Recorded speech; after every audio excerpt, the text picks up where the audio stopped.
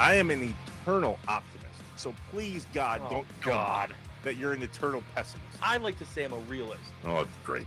We're going to get along great. This is going to be great. This is Inside Wisconsin Sports with Trevor and Josh. Crowd is here, about to blow, waiting for me to start the show. Out the curtain, lights go up, I'm home. Whoa! You can't let circumstance dictate behavior. You know, it's just a week ago we're in here after we beat the Bears and we're all walking in here all upbeat and ready to roll. And I said, shame on you if you walk in here any different today. That's not who we are, right? And that's our job as leaders and as coaches to make sure that we don't do that. We got really good players. We've played good defense and we're going to continue to play good defense. And our guys understand that. And I think it's important for everybody to understand that these guys have a lot of pride and they're going to get even closer because of this, and they're going to play well. And our best players are going to step up. And the guys who haven't played a lot, that's been our job all year to develop those guys. So in situations like this, they're going to step up. And we're going to play hard, and we're going to coach hard, and we're going to do everything we can to win. So that's my take on all this. But this is press on, full speed ahead, and we're ready to go. The Packers D coordinator, Jeff Hafley, yesterday on being ready to go. I would run through a wall for that guy. You're damn right. Fires you up. That guy, yeah. Let's go. Let's go. What is up, Wisconsin? Holy news day, Batman. We can't wait to share all of it with you here on Inside Wisconsin Sports. Trevor Thomas, Josh Albrecht. Hi. Live from the Wisconsin Sports Radio Network studios, powered by the Potawatomi Sportsbook. What a day in Wisconsin sports yesterday, and what a show we have for you cooked up today. My God, man. How was your night, Josh? Oh, it was great. It was a great night. It kept going. It kept going and kept going. I mean, we talked about it in What's Up Wisconsin to end the show yesterday. Yeah. But it was, nonstop. I don't know that I ever sat down. I sat down in between frames at bowling. Okay. And otherwise, that was it. That's hilarious. It was go, go, go. I heard you had a little bit of fun yourself. Holy cow. Did I? Holy cow. It was a night, to say the least. I was at the GB basketball game after a crazy day. I mean, crazy day. We both had crazy days. Packers, JJ Watt, Bucks and Giannis and volleyball tonight. Thank God the Brewers didn't make any news yesterday, did they? No, I don't think so. Okay, good. I'm glad. Yeah, take the day off. Yeah. And then I go to the GB basketball game last night because I promised Doug I would be there on Wednesday when he joins us. Yep. Which was that yesterday? That was yesterday. That was yesterday. Holy. Yeah. I'm all jacked up on Mountain Dew. I know. I was like, we talked to Doug today, right? Like last night when I'm planning the show. I'm like, crazy. That was today. So after the game, in case you missed it, and we're going to talk about this numerous times this morning, head coach Doug Gottlieb goes up to the podium after a huge win. Beating UC Santa Barbara is big time for this program. Big Absolutely. Time. They lost last year at UC Santa Barbara. He shared with us yesterday that this was the only home and home they had on the entire schedule, and they lost their star player, Anthony Roy. He was leading the country in scoring last year. Boom, sprains his ankle. So we go into this press conference afterwards last night, and we had just talked to him yesterday. You would have maybe tell us, no, he wanted to tell. Okay, so he comes in. The right time. Won the right time. Well, last night was apparently. Comes into the presser, and he says, this, that, and oh, by the way, I've got an announcement when we get to the end. And all of us in the press room are like, oh, okay, cool. So he talks about the game. Marcus Hall is in there. And all of a sudden he has this, hey, by the way, and then he get real emotional. We'll play the audio for you. But long story short, Doug Gottlieb, national radio host for the last 20 plus years, announces that he's no longer doing live radio. The selfish me went, tell me what you mean by live radio. Yeah, the hell you mean? Well, yeah, because I kind of like what we got going, right? And so he's emotional, right? I knew he was talking about his show, and And he told some stories in the presser about somebody asking him about something when his girls were born prematurely. And just radio is a relationship. You and I both know this. Mm-hmm. People on the Nicolay Law Fan Talk and Text line, 414-677-1250. You wake up with us every day at this time of the day. Some of you are listening at this time of the day every day. And that's the way it is from 6 a.m. to 9 a.m. And then you'll see Josh or you'll see me and you'll walk up and you'll say hi. And we love that. Absolutely. Unless you're mean, then don't do that. Just only positive. Leave us alone. And so all of that is true. And he drops that he's no longer doing live radio as of potentially this Friday. Yeah, that was the thing, and we're hoping that we get to talk to him live here because I got questions for him. But that's quick. That's a quick turnaround to end it. You're not even like when you consider today is Thursday. Yeah, that means tomorrow. Yeah, like that's not next week Friday. That's tomorrow. Clearly, this conversation's been happening for a minute, and he believes that the right thing to do is to dedicate 100% of everything he has to give. The Doug Gottlieb Show will continue on as a podcast, and that's on demand for both us and him with the live radio stuff. And so he says this, and then he looks at me, and he goes, in the middle of the presser, he goes, I'm still going to do your show. And I was like, okay. All right, well then good. Good. Right. Thank you. So we did offer Doug the 8 a.m. slot, but we put out last night, shared as much as we possibly could. We got the first one-on-one. I literally followed Doug out of the presser, right to his office. We set up a laptop, and we had about a 10-minute conversation about what radio has meant to him, about what this looks like in terms of the podcast. And I asked him, you know everybody's going to say, I told you so. Yeah. Because everybody said it. You can't do two jobs, Doug. And so I went right at it. And he had a really fascinating answer. Plus, if you don't listen till the end, it's classic Doug Gottlieb at the end. And then he has a comment. So 8 a.m., we're either going to have Doug live, which we've offered him, or we're going to play that interview for you. Either way, we are the first ones to have a one-on-one interview with head coach Doug Gottlieb, and that is nationwide. This just happened last night. Doug has been so good to Josh and I, and he was able to give us the time and share with us a little behind the scenes as to what's going on. I think it's important, and as you mentioned, we will talk about it. But the idea of doing both or doing three things, that's something that you and I talk about all the time. Mm-hmm. That this world that we're in, it kind of, you don't say no to opportunities, and that doesn't necessarily mean just because he's deciding not to continue the show that he failed at anything. And I think that's very, very important to say multiple times on our show this morning, that this is not a failure and so he has to choose. It is just him deciding after a damn good run that he wants to just focus 100% on one thing. And there's nothing wrong with that either. And that's not the wisest financial decision the man has ever made. And that's not what it's always about either. And exactly. He made that very clear as well. Bingo. All right, so let's jump into Packers. Lots more Doug Gottlieb conversation. So many guests that we're going to get to here in a moment and share with you, because if you don't stick around on today's show, you're nuts. Good thing we have a podcast, Inside Wisconsin Sports, on anywhere you listen to podcasts. If you can't literally be with us from 6 a.m. to 9 a.m. today, you have to go back and listen to the podcast. Today's show, Josh and I talked about it right before these mics went on. Today's show is a banger. Yeah, we got a lot of stuff going today.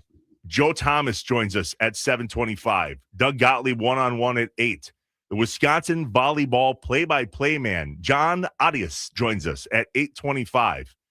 And we have a ton of Packers Bears stuff to talk about. Plus, JJ Watt. Oh, dude. Yeah, I know. I have a lot of questions. That's going to be in I Have Questions, and I have a feeling you and I, shocker, have very different opinions on this. Of course. We'll get to that. But first, Packers, let's not take our eye off the ball. It is Packers Bears week. We played some Jeff Hafley at the top for you. That dude has got some swagger. Yeah. Oh, yeah. For as much as head coach Matt LaFleur doesn't want to tip his hand or share much, which I understand. It's just not the swagger that I would look to for a head coach. And up comes Jeff Hafley, and listen to what he said yesterday about having the guys to get the job done. I mean, we got guys who have been doing that around here for a long time. Guys like Quay Walker and Edgerrin Cooper and Xavier McKinney and Rashawn Gary and all those guys. I mean, that's what they've done. And we've played good defense, and we'll continue to play good defense. Listen, he didn't beat around the bush about losing Micah Parsons. It was the first question out of the gate. He knew it was going to be, and that was his answer. But you guys, we've got the guys. These guys are used to doing this. And get this, they're actually looking forward to it. Are we going to miss Micah? Yeah, we're going to miss Micah. Absolutely. But we've got good players who are ready to go. And that's the whole mindset right now. And they know that. And they take pride in that. And I think they were looking forward to this. They're looking forward to this. Josh, that says something.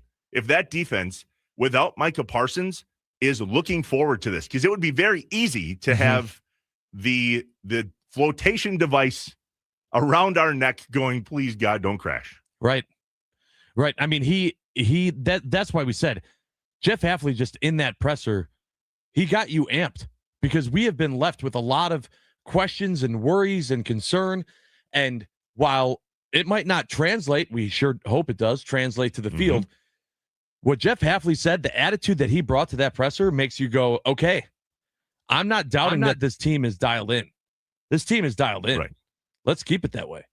And so what is the situation at hand? How does this ultimately shake out for the Packers defense? One more time from Coach. Look, we're getting ready to play. We're 4-0 in our division, right? We beat the Bears a week ago. We didn't play well enough. With or without Micah, we didn't play well enough on Sunday. I mean, that's the truth. I didn't coach good enough. We didn't play good enough, and we lost the game, right? But we got guys that are getting ready to go in there 4-0 in the North with a game in Chicago to go put us up in the North, and that's all they're focused on right now. Let's go. Yeah, but works for me. I love that, and yet I think that's fascinating, because all we, the state of Wisconsin, want to talk about is, oh, geez, oh, God, oh, crap, oh, no. Right. No Micah Parsons. And yet somewhere, and if you would have listened to some of these questions from beat reporters, Josh, yeah, unless they are coming up with the dusted off on their own, it's so interesting to hear how they word question some of them, because I think some of them listen to us, which I find we're very grateful for. Yeah. But Bill Huber talked specifically over the last 2 days, where's the plan? What do you got to dust off? He's from SI, right? And that's the truth. Jeff Hafley was all about, you guys, we've had these dudes. We were planning with these dudes. Are some of the dudes different on the defensive line? Yeah. And the plan is the plan. Well, I thought it was really interesting, too, in that first clip we played in the open of him saying, part of our job as coaches is to get the next guys ready for when this happens to Micah or anyone else, or someone moves on, or that's what we're doing. That's what you're not seeing. We are getting the next guys ready to go, which I think is an important thing we don't think about. We're just like, oh, crap. We lost Micah. Is that other guy? Who is this other guy? Is he even ready? We have no idea. Well, they do. That's their job, right? And so I just love that he put it out there like, that's what you're judging me on. That's what you should be judging me on as a coach, is having the next guy ready to play. That was awesome. And there's a lot of guys on this roster, though, that we're not sure are going to be playing, let alone ready to play. FPLP, DNP, ETC. Those are all. Yeah, exactly. That's what the injury report for the Green Bay Packers looks like right now. A lot of LPs, limited participation, some full participations, and a few DNPs that I think are concerning. We'll get to that at 7:45 when Coach was asked 2 times in a row in his presser yesterday, what is the biggest challenge? And Matt LaFleur's answer may surprise you. It surprised me. Yeah. 7:45 today. Josh, please tell me the Brewers didn't make any news yesterday. Nothing. Thank you. Luckily, they stayed off the radar. Thank you. Moving on, because we don't have time for that. No, not Nobody today. got time for that. Badgers volleyball tonight. I'm so jacked to talk to John Audius, the Wisconsin volleyball play-by-play man. Number 3 Wisconsin versus number 1 Kentucky tonight, 8 p.m. in Kansas City, the Final Four semis for Wisconsin volleyball. I don't think people had this in their cards this year. I don't think Wisconsin volleyball was supposed to do this. No, I don't think so either, but that makes it all the more exciting. And I think that, I understand it's collegiate and I understand that it's volleyball. When a school, a team, something that you're cheering for, that you're a fan of, makes it to the Final Four, makes it to the semifinals, that's when, no matter what, you're paying attention. And so people better be paying attention tonight because this is a big deal. It's not going to be an early to bed night. We have to watch this. And by the way, there's some people on the Nicolay Law fan talking text line who are like, really? Volleyball? We've talked about Badgers volleyball for 3 days in a row. It's a great impression. Thanks. That's what they sound like in my head when it's like, go back to the Packers. A rally. You guys, watch this game tonight and tell me you're not entertained. Yeah. It's intense. It's scoring and scoring and more scoring. The best of 5 sets. You'll love it. Take it from us. Hey, it turns out this Giannis on Thanalysis last night, after analysis, the situation remains in paralysis. Yes, well said. Thanks. It did nothing. It Literally accomplished nothing. It was, we'll get clicks by having Giannis be on the show. Everyone thinking. My first thought when watching it was, when was this recorded? Right. Was this recorded like months ago? Because nothing in there seemed relevant to what's happened in the last 2 months. The text message went out yesterday to all of us on air, all of the hosts, all of us. Hey, heads up. Giannis on Thanalysis tonight. Right. Pay attention. Watch it. Brum, brum, brum, brum. Nothing. Nothing burger. You know what else I think was a nothing burger yesterday? J.J. Watt. Ooh. Mm-hmm. Oh. Yep. That's where weird. I stand on it. And I know that's not where you stand. Sure isn't. We have questions. We got to get to that next. We're getting out of this and on to that. J.J. Watt yesterday comes out on the Pat McAfee show and says, well, I wanted to play for Green Bay. I wanted you to play for Green Bay too. I didn't. Okay. Mm-hmm. I have questions. I have questions for you. Good. What are you thinking? Yeah, well, you might be surprised. We'll get to that next. Reminder, tomorrow morning, Ziegler Subaru of Kenosha presents Brat Bowl 3 at the world-famous Brat Stop in Kenosha, an all-day live event, 9 a.m., starting then with our friends, foes at 670 The Score in Chicago and us here at the Wisconsin Sports Radio Network. All of the on-air talent will be there all in one room. Oh, goody. Reminder, bring your new or gently used coats to donate to Ziegler Subaru of Kenosha's annual coat drive tomorrow. Brat Bowl 3, 9 a.m., the iconic Brat Stop in Kenosha, brought to you by Ziegler Subaru of Kenosha. For a great experience, visit ZieglerKenoshaSubaru.com and by Siding Unlimited. Visit SidingUnlimited.com for their honest price guarantee. I have questions. That's next. J.J. Watt, don't toy with us. Why? Inside Wisconsin Sports with Trevor and Josh, live from the Wisconsin Sports Radio Network studios, powered by the Potawatomi Sportsbook. This is going to be a day.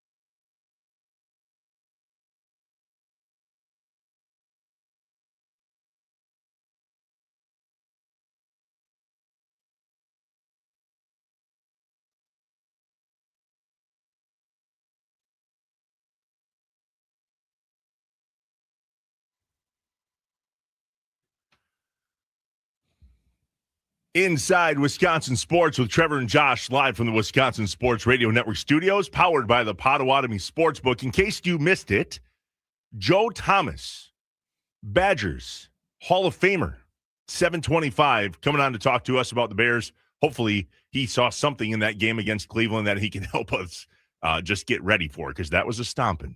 Plus, he made some news about a comment he made for the Bears. Yeah.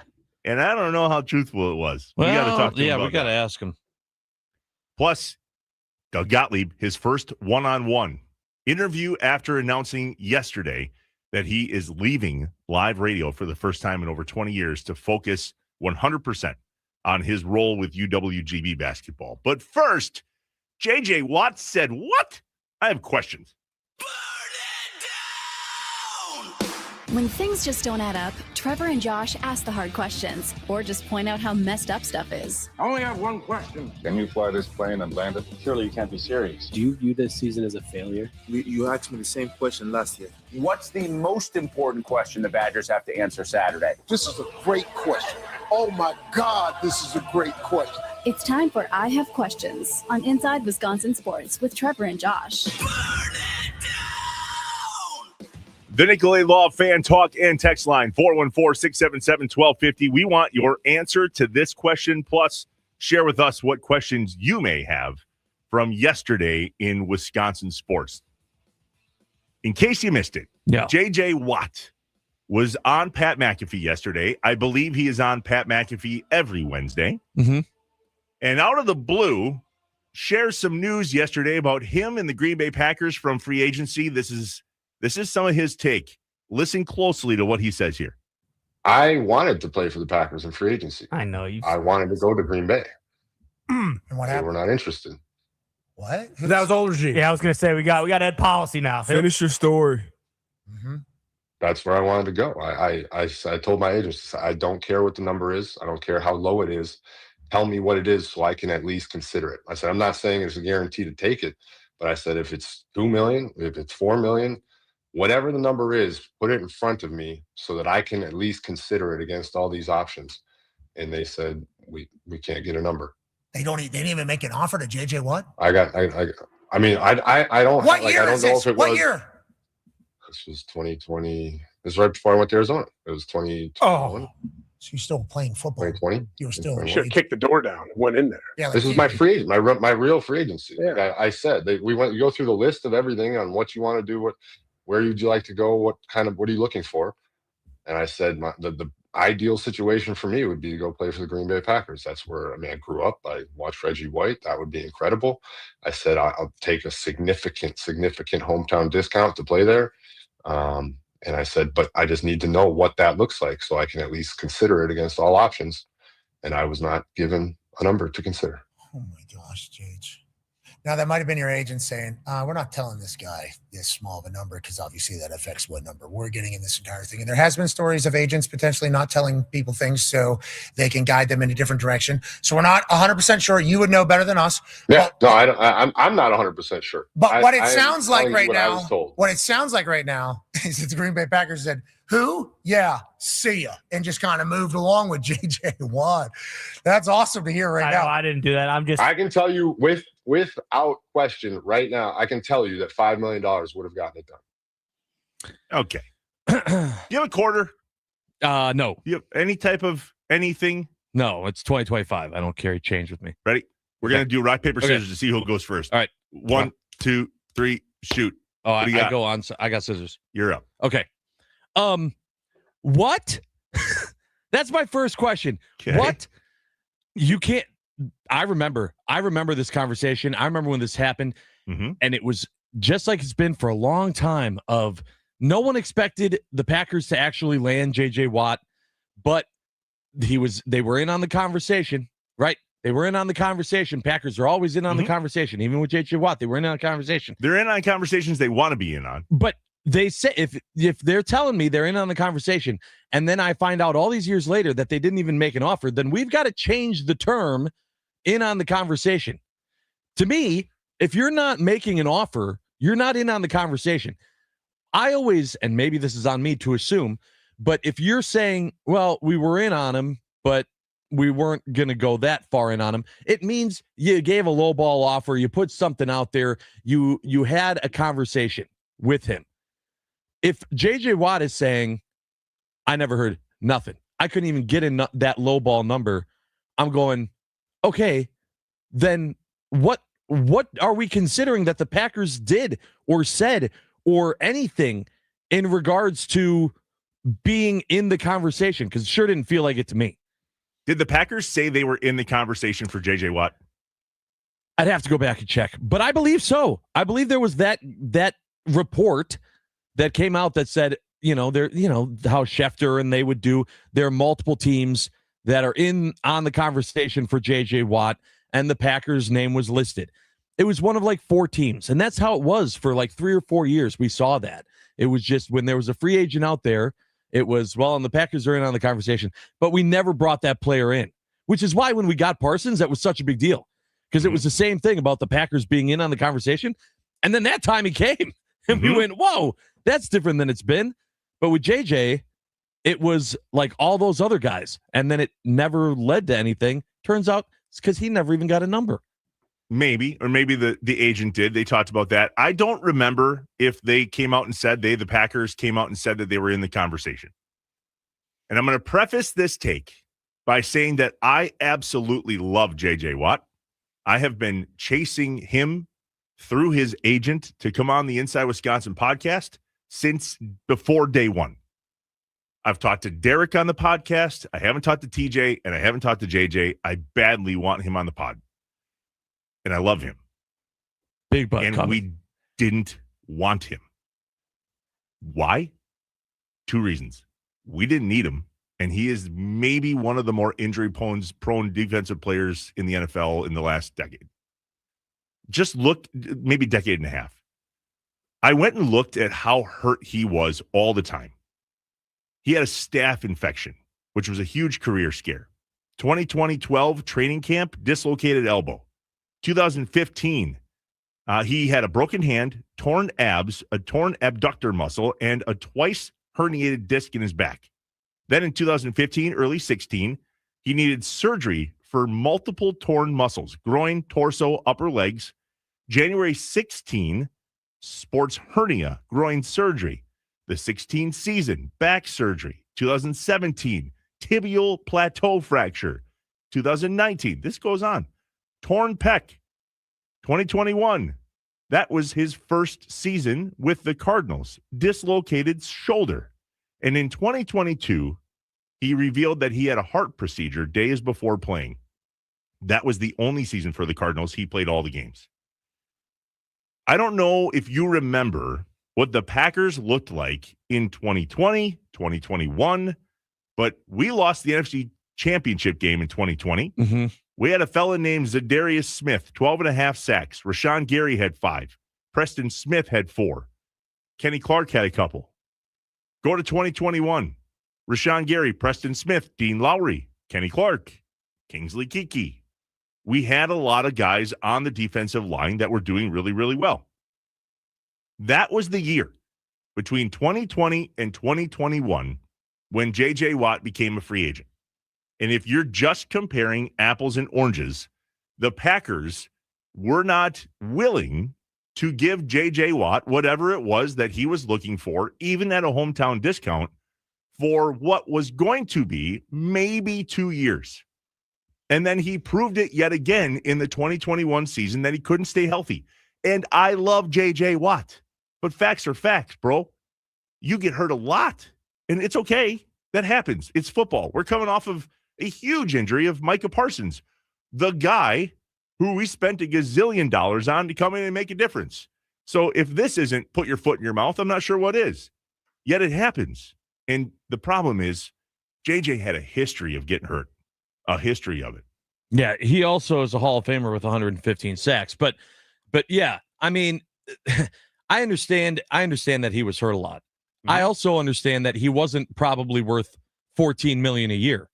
That 2-year, $28 million deal with Arizona, when that got announced, I think the entire state went, oh, okay. Mm-hmm. Well, we weren't going to pay that. And then we all moved on.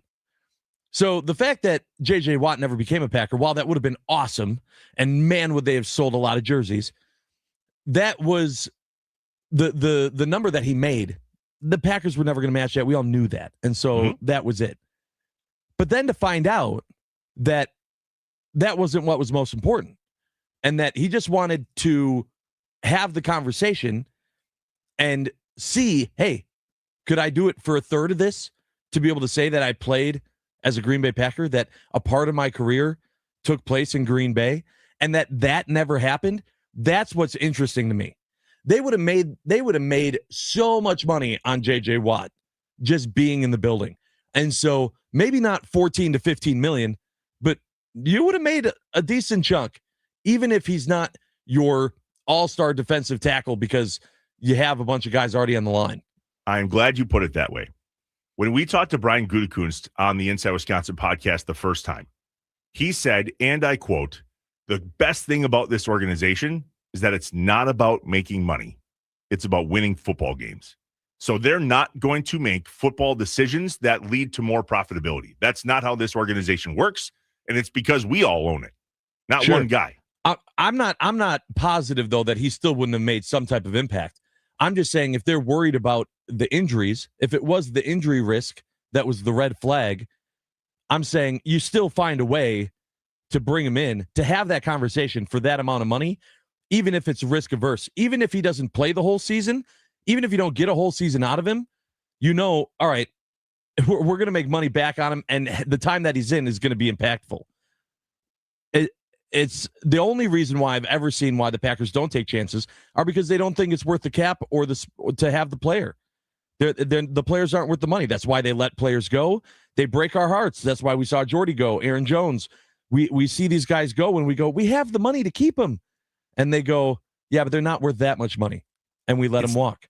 And it's not worth the roster spot. We have to be clear.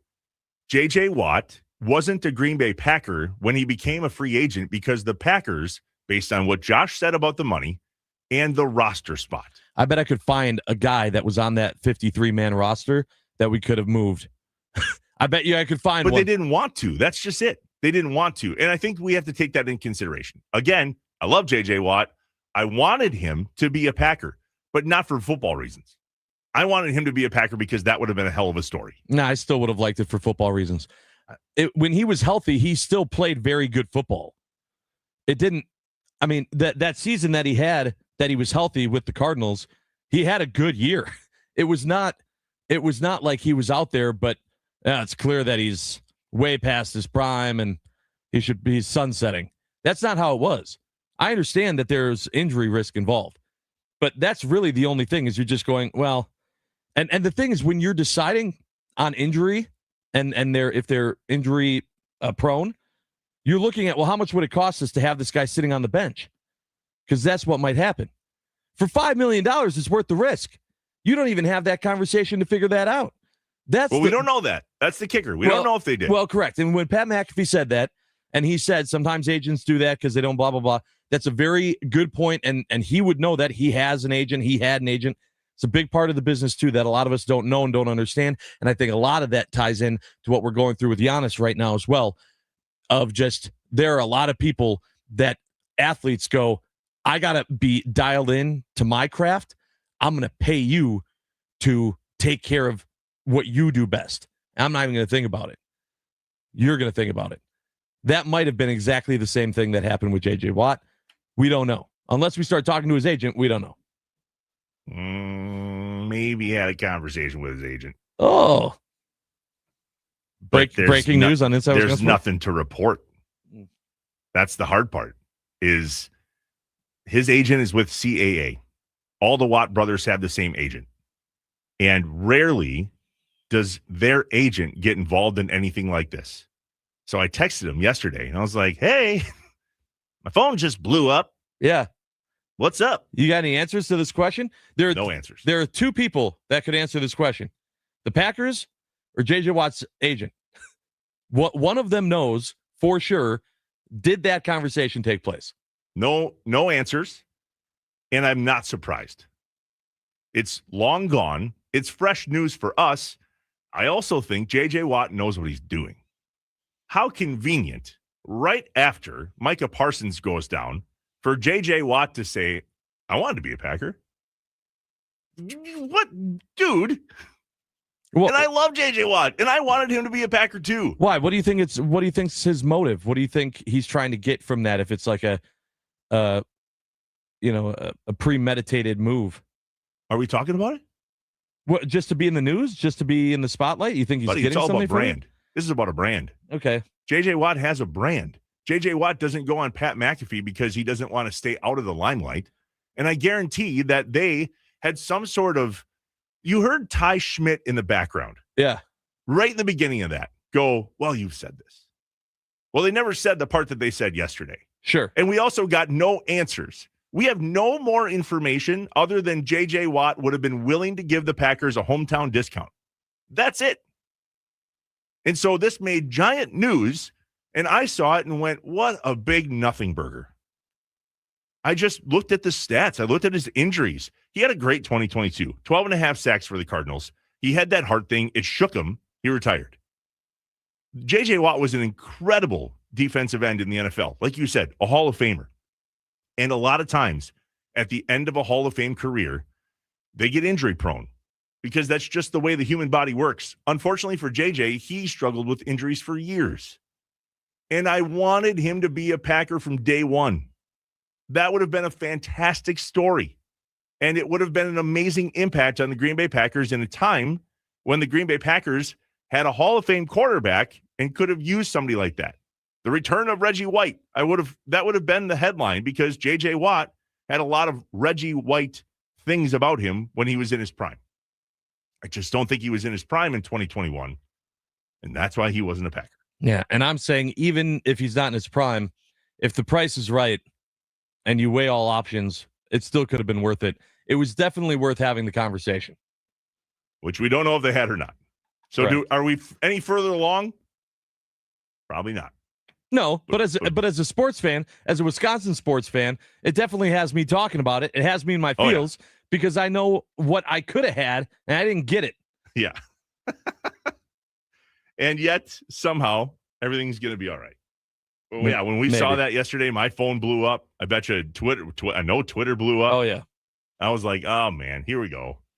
And I was hoping he was going to give some information because all Packer fans looked at that situation back then and were like, well, but he wants too much money. Oh, no, I would have taken a discount. I have questions. Yeah. Well, yeah, but you're never going to say that after you just signed a big deal with someone and go, like, hey, I'm really happy to be here in Arizona, but man, I would have played for the Packers for a third of this. I concur. You're not going to say that. I concur. I wonder also, and then we got to go for the most electrifying sound of the day. I also wonder if the front office at the Packers knew the end was near in that the quote-unquote rebuild was going to start, and it wouldn't have made sense to bring in JJ. That's a good argument. 2021 was a good year for the Packers, a bad year for JJ Watt. 2022, bad year for the Packers, good year for JJ Watt, and 23 starts exactly what we're experiencing now. All right, when we come back, the most electrifying sound of the day, Doug Gottlieb makes his big announcement last night in the presser after a huge win against UC Santa Barbara. Reminder, we chat with Joe Thomas today at 7:25, and Doug Gottlieb's first one-on-one post his announcement last night. It's with us on Inside Wisconsin Sports with Trevor and Josh, live from the Wisconsin Sports Radio Network studios, powered by the Potawatomi Sportsbook.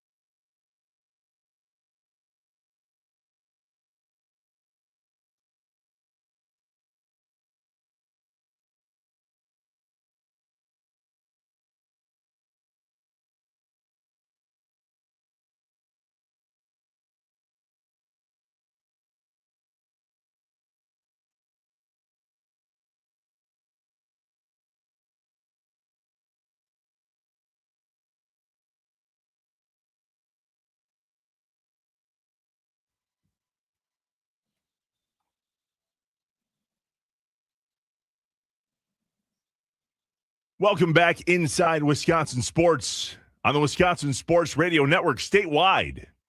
1250 AM and 105.7 FM, The Fan in Milwaukee. 710, The Game in Duluth Superior. 93.9, The Game in Wausau. And 99.7 FM, WNFL in Green Bay. Time for today's most electrifying sound of the day. It's time for The most electrifying. sound of the day The most electrifying. on Inside Wisconsin Sports with Trevor and Josh. Brought to you by Best Electric. Learn more at bestelect.com. Don't stress. Connect with the best. It's really hard. It's going to be obviously a bit of a financial hit, and I'll work through it. I've been blessed beyond all measure.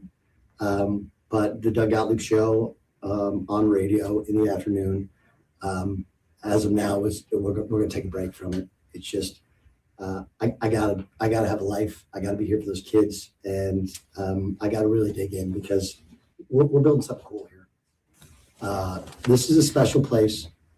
I want to be the coach that rises it from the ashes, and I'm fully dedicated to Green Bay basketball. I was always fully dedicated. It doesn't really change much, but that's what's going to happen. And I think Friday will be my last show, but we're trying to organize it so a lot of my friends call in and we get something for posterity. And that announcement from our friend Doug Gottlieb is the most electrifying sound of the day, brought to you by our friends at Best Electric. Remember, no job is too big or too small for Best Electric. Don't stress. Connect with the best. Call them today or visit bestelect.com. Trevor, the nice thing about, just hearing that, and that's a little bit longer than we usually have the most electrifying sound, but I thought it was really important because, as we said at the beginning of the show, we both completely understand being overworked and putting yourself in a position to where you're trying to do so much that you're doing it, but you're not leaving anything else for yourself. You're just dedicating everything you are and have to other stuff. And that's tough. That's what Doug said. He needs a life. He's 100% dedicated. He always has been. But to your point, he's been 100% dedicated to a lot. Right. And it's not that he couldn't do the job. It's that he's choosing not to. He's choosing to focus all of his efforts on UW Green Bay, on the men's basketball team, and on the what he calls kids on that team. Dude's tired. Yeah.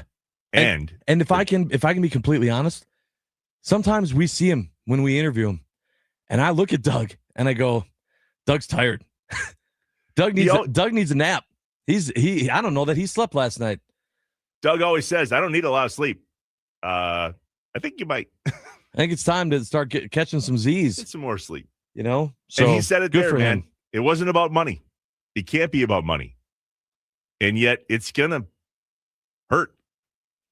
That's last I checked, national radio hosts aren't making minimum wage. Right. It's a different mindset than he has been in. A lot of times people in this business, and I know this and you know this, is you have to be hungry. You have to have that drive, that hustle to want the next thing, to want to keep going.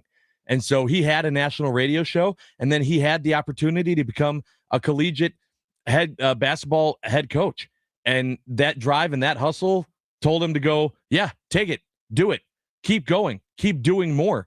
And at some point, you just got to go, nah, this is too much. And when you put yourself in those situations, people have opinions. And when he announced last night in his post-game presser that he was no longer going to be doing the Doug Gottlieb show live on the radio, it will be a podcast, out came all of the wolves on social media. And listen, I asked Doug, we're going to play it for you at 8 unless he joins us live, which we'll ask him again. So what now do we say to all of the people that said, told you so? We knew you couldn't do it. I don't know why you didn't know you couldn't do it. I remember when he first got the job, he went on Dan Patrick. And Dan was like, Doug, yeah, how are you going to do both, bud? Right. Doug's answer was, I've always had more than one job. I've always done a lot of jobs. I've been working multiple jobs for a really long time. And anybody in college basketball went, this is different. The hardest part that people may or may not talk about today is that Doug took less money at UW Green Bay than he was offered so that he could build a staff around him and make sure that he could make this work. And so here now he's in this spot where he's choosing to move on, taking a huge financial hit, not only because he'll no longer have the radio show live, right? But he also chose to get less money at GB. 8 a.m. The only one-on-one that exists with Doug Gottlieb post-announcement last night after a big win, by the way, against UC Santa Barbara. Yeah. Like, he's building something special. He said it himself. Joe Thomas joins us at 7:25, but first, the Bears are doing what? Oh, the timing of this story is incredible out of Chicago. I'm slightly fearful that it's a ploy, that it's going to take our eye off the ball, that it's a big distraction. And I don't know if we remember, but we had this too here in Green Bay, this very thing, inside Wisconsin Sports on the Wisconsin Sports Radio Network. We're in those studios powered by the Potawatomi Sportsbook. Stay here.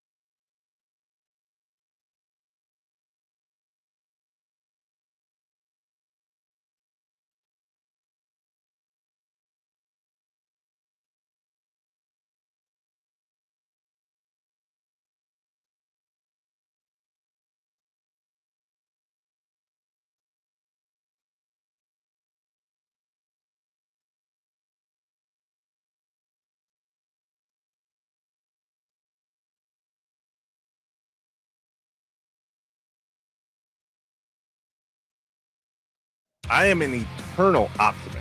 So please, God, don't tell me that you're an eternal pessimist. I like to say I'm a realist. Oh, it's great. We're going to get along great. This is going to be great. This is Inside Wisconsin Sports with Trevor and Josh. Crowd is here, about to blow, waiting for me to start the show. Out the curtain, lights go up, I'm home. Whoa! You can't let circumstance dictate behavior. You know, it's just a week ago we're in here after we beat the Bears and we're all walking in here all upbeat and ready to roll. And I said, shame on you if you walk in here any different today. That's not who we are, right? And that's our job as leaders and as coaches to make sure that we don't do that. We got really good players. We've played good defense and we're going to continue to play good defense. And our guys understand that.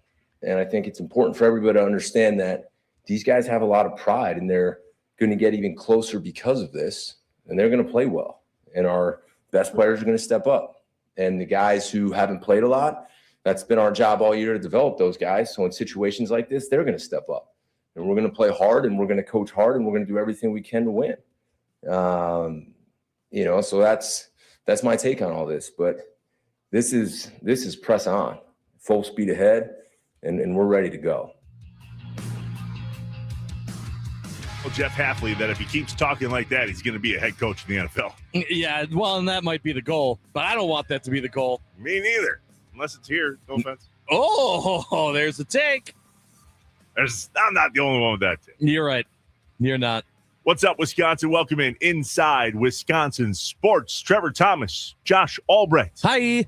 Live from the Wisconsin Sports Radio Network studios, powered by the Potawatomi Sportsbook. If you miss any of today's show, search on wherever you listen to podcasts. Type in Inside Wisconsin Sports. You can catch segments. You can catch hours. You can catch the whole show. And today's show would be one, if you're going to miss, you're going to want to go back on. Joining us at 7:25, Joe Thomas. Yeah, that Joe Thomas. Wisconsin Badger icon, Joe Thomas. NFL Hall of Famer, Joe Thomas. At 8 o'clock, the only one-on-one that exists with Doug Gottlieb post his announcement last night that he indeed is walking away from his live radio show, going to get a podcast called The Doug Gottlieb Show, but he's given everything he's got 100% to UW Green Bay basketball. Plus, 8:25, the play-by-play man of Wisconsin volleyball, John Adias. He joins us to talk about tonight, 8 p.m. ESPN, Wisconsin versus Kentucky in the NCAA Volleyball Final Four. But first, the Bears did what? Time for the morning mind dump. I hear voices in my head, they counsel me, they understand, they talk to me. The coffee is kicked in. We're awake and ready to roll. Let's get some things off our chest and out of our heads.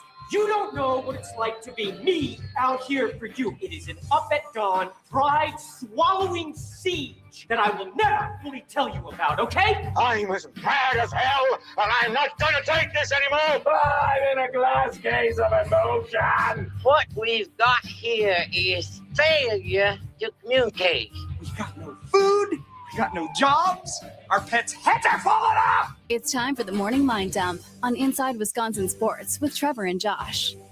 The Nicolay Law Fan Talk and Text Line, 414-677-1250. What do you got to get off your chest and out of your head? Don't carry it with you. No, don't do that. Get it out like we're about to right now. Oh, we got to get it out. With this story, I'm very excited, especially since apparently we have differing opinions. We do. All right, here we go. Ready? Well, hold on. Before we go first, let me set up what it is. So if people are going, all right, what is this? What are you guys talking about? Kevin Warren is the president and CEO of the Chicago Bears, and he put out a scanned image of a typed letter. Big letter. That Trevor legitimately printed out on paper, and it is an entire letter talking about their plans of building a new stadium and where that is at, and it has a lot of points in there that say things aren't going well. Okay, now we can do it. Right? Okay. Yeah, we're going to play rock, paper, scissors quick to see who's going to go first in their take. Okay. 1, 2, 3, go. Damn, you get to go first again. All right. So this letter, first of all, is the definition of too long didn't read. Ain't nobody got time for that. 100%. This is like when this is posted, the amount of memes that went on there that said, I'm either sorry for you or happy that happened, because I'm not reading all that, right, is everyone. However, there's one part in here specifically that says, we have been told directly by state leadership our project will not be a priority in 2026, despite the benefits it will bring to Illinois. Consequently, in addition to Arlington Park, we need to expand our search and critically evaluate opportunities throughout the wider Chicagoland region, including Northwest Indiana. Woo! Okay. So that is the biggest takeaway from this letter, is that they have been trying to replace Soldier Field, build this new stadium. They've been talking about this for years. And to be honest with you, if you're a Chicago Bears fan, it's something you're focusing on because your team hasn't been playing well. So you're thinking new stadium, new team, it might be time. You're going through this whole process. And then they drop this bomb 72 hours before you're playing the Packers for a game that pretty much decides the division. And your president and CEO goes, you know what? I think right now is the time when we should let every Bears fan in the Chicago area and outside the Chicago area know the stadium might be in Indiana. Wow. That is the most Bears thing I can think of just, you don't even know how to act when your team is winning. You don't even know what to focus on because you're so not used to it. Realize the opportunity you have here, Bears organization. Everything, billboards, newspaper articles, social media, everything should be about this game. Get loud, wear your Bears gear. Don't sell your tickets to Packers fans. This is our time. Well, the truth is, legislature's not agreeing with us, and we might build a stadium in Indiana. What? Read the room. Read the room. As a Packers fan, I loved it. I absolutely loved seeing the story. I went, what a distraction for Bears fans, for the Bears following to have to worry about this. And now they're posting all these comments saying, fire Warren. This is ridiculous. It's turning back on him. They're not mad at the city. They're mad at him. And no one is focusing on the game. It's just brilliant, perfect timing.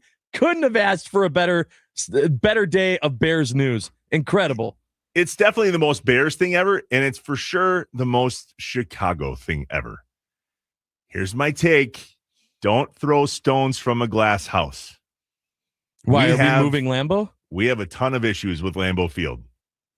Reminder, the talks between the Packers and the city of Green Bay have completely stalled on a new lease. Completely stalled. The news came out in March of last year that the Packers publicly said they were disappointed the city decided to walk away and pause negotiations. WBAY reported that the city of Green Bay suspended talks. Later in March of last year, Wisconsin Public Radio said the lease extension negotiations are on hold, and then it trickled into last season. October 16th, the Packers issued a statement during the season calling for the stadium district to get involved, saying the mayor walked away earlier in 24 and that they've made multiple proposals without a counter. And then in November of last year, here in Green Bay, Fox 11 reported that the stadium district has now stepped into a bigger role after direct talks between the city of Green Bay and the team have broken down. Trevor, it's not very often that I'm positive and having a ton of fun on the show. Why is it that when I do at 7:00 one morning, you have to ruin that for me? Why? Why? What is wrong with you? Why? You said you did a great job just now of saying how much of a distraction this is going to be for the Chicago Bears and their fans and the city of Chicago. You know who else it's a distraction for? You and I and everybody else that's a Green Bay Packers fan that is giving any of this time and attention today. Brutal that we would take our eyes off the game. Josh, 2 weeks ago, that entire week, if we talked about anything else on this program, the Nicolay Law fan talk and text line had our you-know-whats. 414-677-1250. Guys, it's Packers-Bears week. Guys, nobody cares. It's Packers-Bears week. And then Chicago announces yesterday in this god-awful long letter that I certainly didn't read from top to bottom either, but ultimately took their eye off the ball, which caused us to take our eye off the ball. And I went, careful. No, I'm not buying that. As a someone who admits ADHD is in my brain, I'm looking at shiny objects all over. I'm not focusing all week on one specific thing. And this is still Packers Bears related. It's what's the enemy thinking and going through this right isn't now? Packers related at all. Right, but it's still about the team that we're facing, the team we care about, the team that we have to worry about because they're a problem. They're an annoying problem that aren't going away that could still beat us for the division in 72 hours. And how are they preparing? Are they playing a bunch of clips of their defensive coordinators saying, getting them all hyped up? And no, they're wondering about if their new stadium is going to be in a different state. Did you That's see Andy awesome. Herman's I want to tweet? focus on it. Oh, yeah. Oh, yeah. If they move to Gary, Indiana, Bears. The Gare Bears. Come on. That is amazing. I needed that. I needed that before this game. We talked to Caitlin Sharkey yesterday from WGN TV. She talked about how all the Bears fans are feeling pretty good. They're feeling pretty good coming into this game at their home with no Micah Parsons coming to town when they already were close to beating us in Lambeau. You know, Caleb Williams said that throw was on him and that it should have been tied and blah, blah, blah. They're feeling good. And now when they're feeling good and they're ready, their owner goes and the CEO goes and throws this on their plate. Incredible timing. I love it. Super big, classic Bears moment. So I think the other reason this came up in conversation, and we all know this from being Packers fans, the conditions at Soldier Field in terms of their turf, their grass, whatever it is, absolutely sucks. It sucks. It's awful. We can all look back and immediately mentally picture giant pieces of sod laying all over Soldier Field, especially in a late season game. And I went, why are you bringing up a new stadium now? For all the reasons that Josh just shared. But let's also look at the weather forecast for Saturday night. Mostly cloudy on Saturday in Chicago, and then a chance of rain and snow.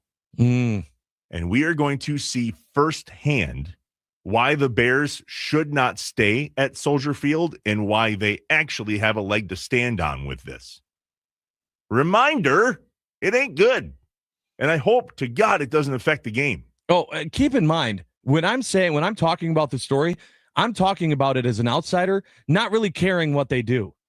Whether they figure it out or don't figure it out or move, whatever. I don't know. I don't care. I'm not a Bears fan. But as a Packers fan that has been analyzing the Packers-Bears round 2 for essentially 2 weeks because no one cared about Packers-Broncos, even though they absolutely should have. This is great to see that they're distracting themselves with news that is not a priority 72 hours before they're going to play in the biggest game of their season. That's awesome. That's awesome to see. And I'm going to take 5 minutes to appreciate it. Absolutely. I just hope too many Packers fans aren't. I just hope Packers fans aren't talking about this at any length today. Let's just talk about the game. Focus on the game. Focus on the situation at hand. Jeff Hafley did such a great job of explaining that to us earlier. And there's a lot to look at there. And leave it to the Bears to somehow get in the way of their own football team. So besides the injuries on this team, besides the injuries on this Packers team, because we've been talking about this matchup since the end of Packers-Bears round 1. What's changed? Besides the injuries, what else are we needing to analyze or change?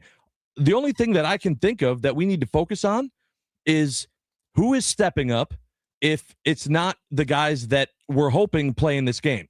We found out yesterday that Watson practiced, limited, but practiced. That was great.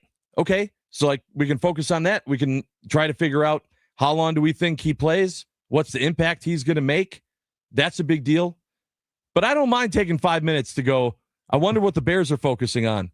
Are they worrying about their wide receiving core? As we learned from Caitlin Sharkey, they're going to be hurting in for this game. They might be down their top two of their top receivers.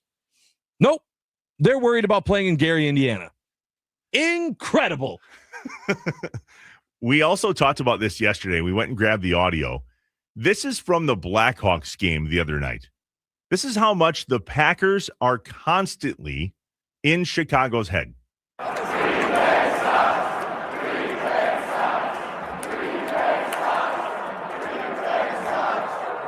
Chanting Green Bay sucks in the middle of a Blackhawks game. Yeah. Yeah. I mean, it's embarrassing for them. Do you think they hate us more than we hate them? Oh, yeah, absolutely. Because we've won so much. Because winning solves everything. You don't worry about rivalries as much when you've beaten the team. That's why when the Packers played the Vikings the first time this season, I said, is this not the rivalry we should be focusing on? I don't even feel like the Packers-Bears has really been a rivalry. It is now, has been by the time it got to the end of the season because both teams have been doing great. Winning is everything. The Bears haven't been winning for a long time. And so they're mad. They're big mad. One thing that we haven't talked about yet this week, and I want to ask Joe Thomas about this next when he joins us at 7:25. That Joe Thomas from the Cleveland Browns, the Hall of Famer. The Joe Thomas you're thinking of. That one. The Bears looked really good against the Browns. Was that the Bears or was that the Browns? Yeah. The answer is yes. But it's mostly Browns. The reason why that was disappointing, I watched like the first half of that game. I got too frustrated to watch the second half because I just kept thinking, and we lost to this team. And we lost to this team. And I understand it was a little different. They had Joe Flacco. You're right. It wasn't Shedeur Sanders in there. But that was the most frustrating thing was we saw just how bad that Browns team is. And then you go, and yet we struggled and then lost. And the Bears barely had to play the whole game. Frustrating. Do you believe Jeff Hafley? Let's play this again from the top of the hour, Josh. Do you believe Jeff Hafley when he says that we have the guys? Do you believe him? 414-677-1250, the Nicolay Law Fan Talk and Text Line. Here's what he said. We have the guys. I mean, we got guys who have been doing that around here for a long time. Guys like Quay Walker and Edgerrin Cooper and Xavier McKinney and Rashawn Gary and all those guys. I mean, that's what they've done. And we've played good defense and we'll continue to play good defense. I think that he makes a point that a lot of us weren't focusing on. And it's hard for me to decipher if this is just him doing his job or if this is the truth. But it's not football in general is not a solo person sport. And Micah Parsons is just really, really good. And so it's very easy to analyze the things that he does and go, wow, look at the impact. But it's still a team sport.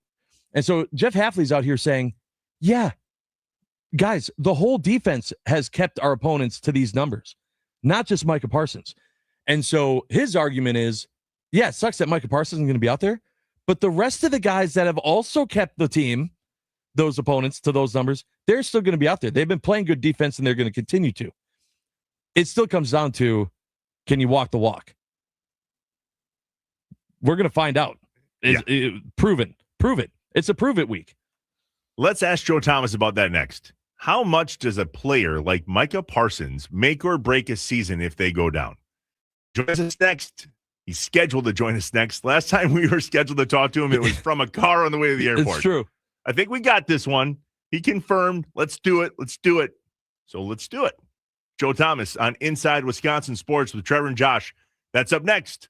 Live from the Wisconsin Sports Radio Network studios, powered by the Potawatomi Sportsbook.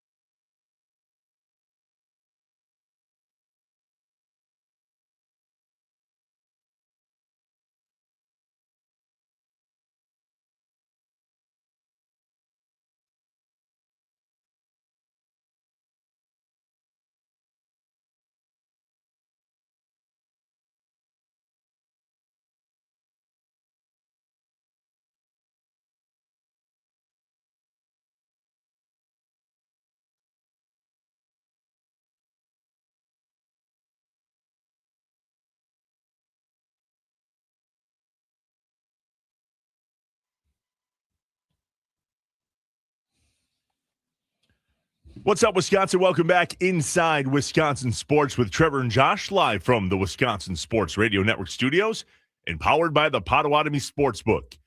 Joining us now on the Wisconsin Sports Radio Network guest hotline, powered by Gruber Law. One call, that's all. Joe Thomas isn't in a cold tub. He's not in a car. He's not grilling steaks. He's just with us. What's up, Joe? Good to see you, man. Oh, no. I think you might be muted on your end, brother. I was going to say, we see you. He's figuring it out. Yep. He's going to get there. Checking the mic. Checking the mic. That was such a good intro, too. I know. I know. You really set that up. All right. Well, yeah. Okay, Joe, if you can hear me, jump out of the studio and click back in. Yeah, do that. Okay. Sometimes that's all it takes. Yep. Just it's the reset button. Just unplug it and plug it back in. Yeah. He's literally sitting at his desk. I know. He's got a mic. It's no everything that we asked for. It's nothing like the last time we had Joe on. It's okay. We'll get him back. HallOfFameBeef.com, by the way. That's what he's up to these days. HallOfFameBeef.com. Go there and check out some of the steaks he's pumping out. Wagyu. Is he with us? He's working on it. Okay. Did he jump out? He did. Yeah. Yeah. He's out? No, he's back in. He's trying to get the audio. I'll let you know when we got him. All right, cool. In the meantime, though, a lot of people were chiming in about the Bears and focusing on the Bears. And I thought a really good question came up on the YouTube page, which, by the way, you can, of course, always make sure that you watch us on the streams on Twitter or YouTube at WI Sports Radio. Someone said, hey, Trevor, would you sacrifice the rest of the season to replace Matt LaFleur with Jeff Hafley as head coach next year? No, that'd be silly. Okay. I mean, I really like Jeff Hafley. Don't get me wrong. And he sounds really good at the podium. And clearly our defense is in a really great spot. Joe, can you hear us? I can hear you guys. Can you hear me is the There question. We go. We got you. All right. Joe, that was an interesting question just now that came through on our talk and text line. And then we'll get to all the things you have going on, and we're wondering if you can play defensive end. I mean, we got a lot of stuff for you. Would, in the position the Packers are in right now, with Matt LaFleur at the head coach, but Jeff Hafley sounds and looks impressive. Somebody just asked, which I think is crazy, would we sacrifice the rest of this season to get Jeff Hafley to be the Packers head coach? I said that's dumb. What do you think? I think Packer fans have lost their mind if they think that's a good idea. Okay, good. Try being a Cleveland Browns fan. I mean, we would love to have Matt LaFleur right now. I mean, Matt LaFleur is one of the better offensive minds, I think, in the NFL. He's done a fabulous job, in my opinion, of developing Jordan Love and building a team around him. And, you know, they're consistently in the playoff hunt. They're consistently in the championship picture. And you could say, like, yeah, we want a little bit more of this or that with our head coach, but you're never going to get every single thing that you want out of a head coach. And he is absolutely a great head coach. And I don't think the season's over just because Micah Parsons got hurt. Like, he's a great player, there's no doubt. But I think Jordan Love is playing the best football of his career. And maybe this is his opportunity for him to be able to put his big boy pants on and show everybody in the world that, look, I am a top 5 quarterback and I'm not going to be overshadowed by anybody else on this team. I'm willing to sacrifice and make the decisions and take the risks that's necessary on the field to go and win a championship. And I think this might actually unlock Jordan Love where he doesn't feel like there's any crutches or anybody overshadowing what he can do. And then he can rise to that occasion. So I really, first of all, that question's crazy. I love crazy questions though. When you're doing radio, that's great. The TV, like, hey, crazier the better. But that one is one of the crazier ones I've heard. I love Jeff Hafley. Don't get me wrong. We had him in Cleveland. Great coach. But Matt LaFleur is the dude. You do not want to get rid of that guy. Amen. I love that answer. Joe, again, thanks for joining us here on Inside Wisconsin Sports with Trevor and Josh. Cleveland Browns just had a rough game against the Bears.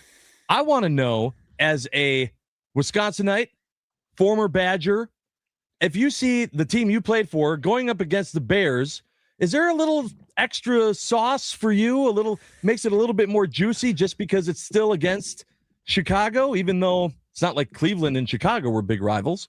Yeah, not much of a rivalry there between the Bears and the Browns, but it was funny. I don't know if you guys saw it on social media, but somebody kind of made up something, but said I got suspended by CBS Sports, which I don't work for saying disrespectful things about the Chicago Bears. And I said, you know what?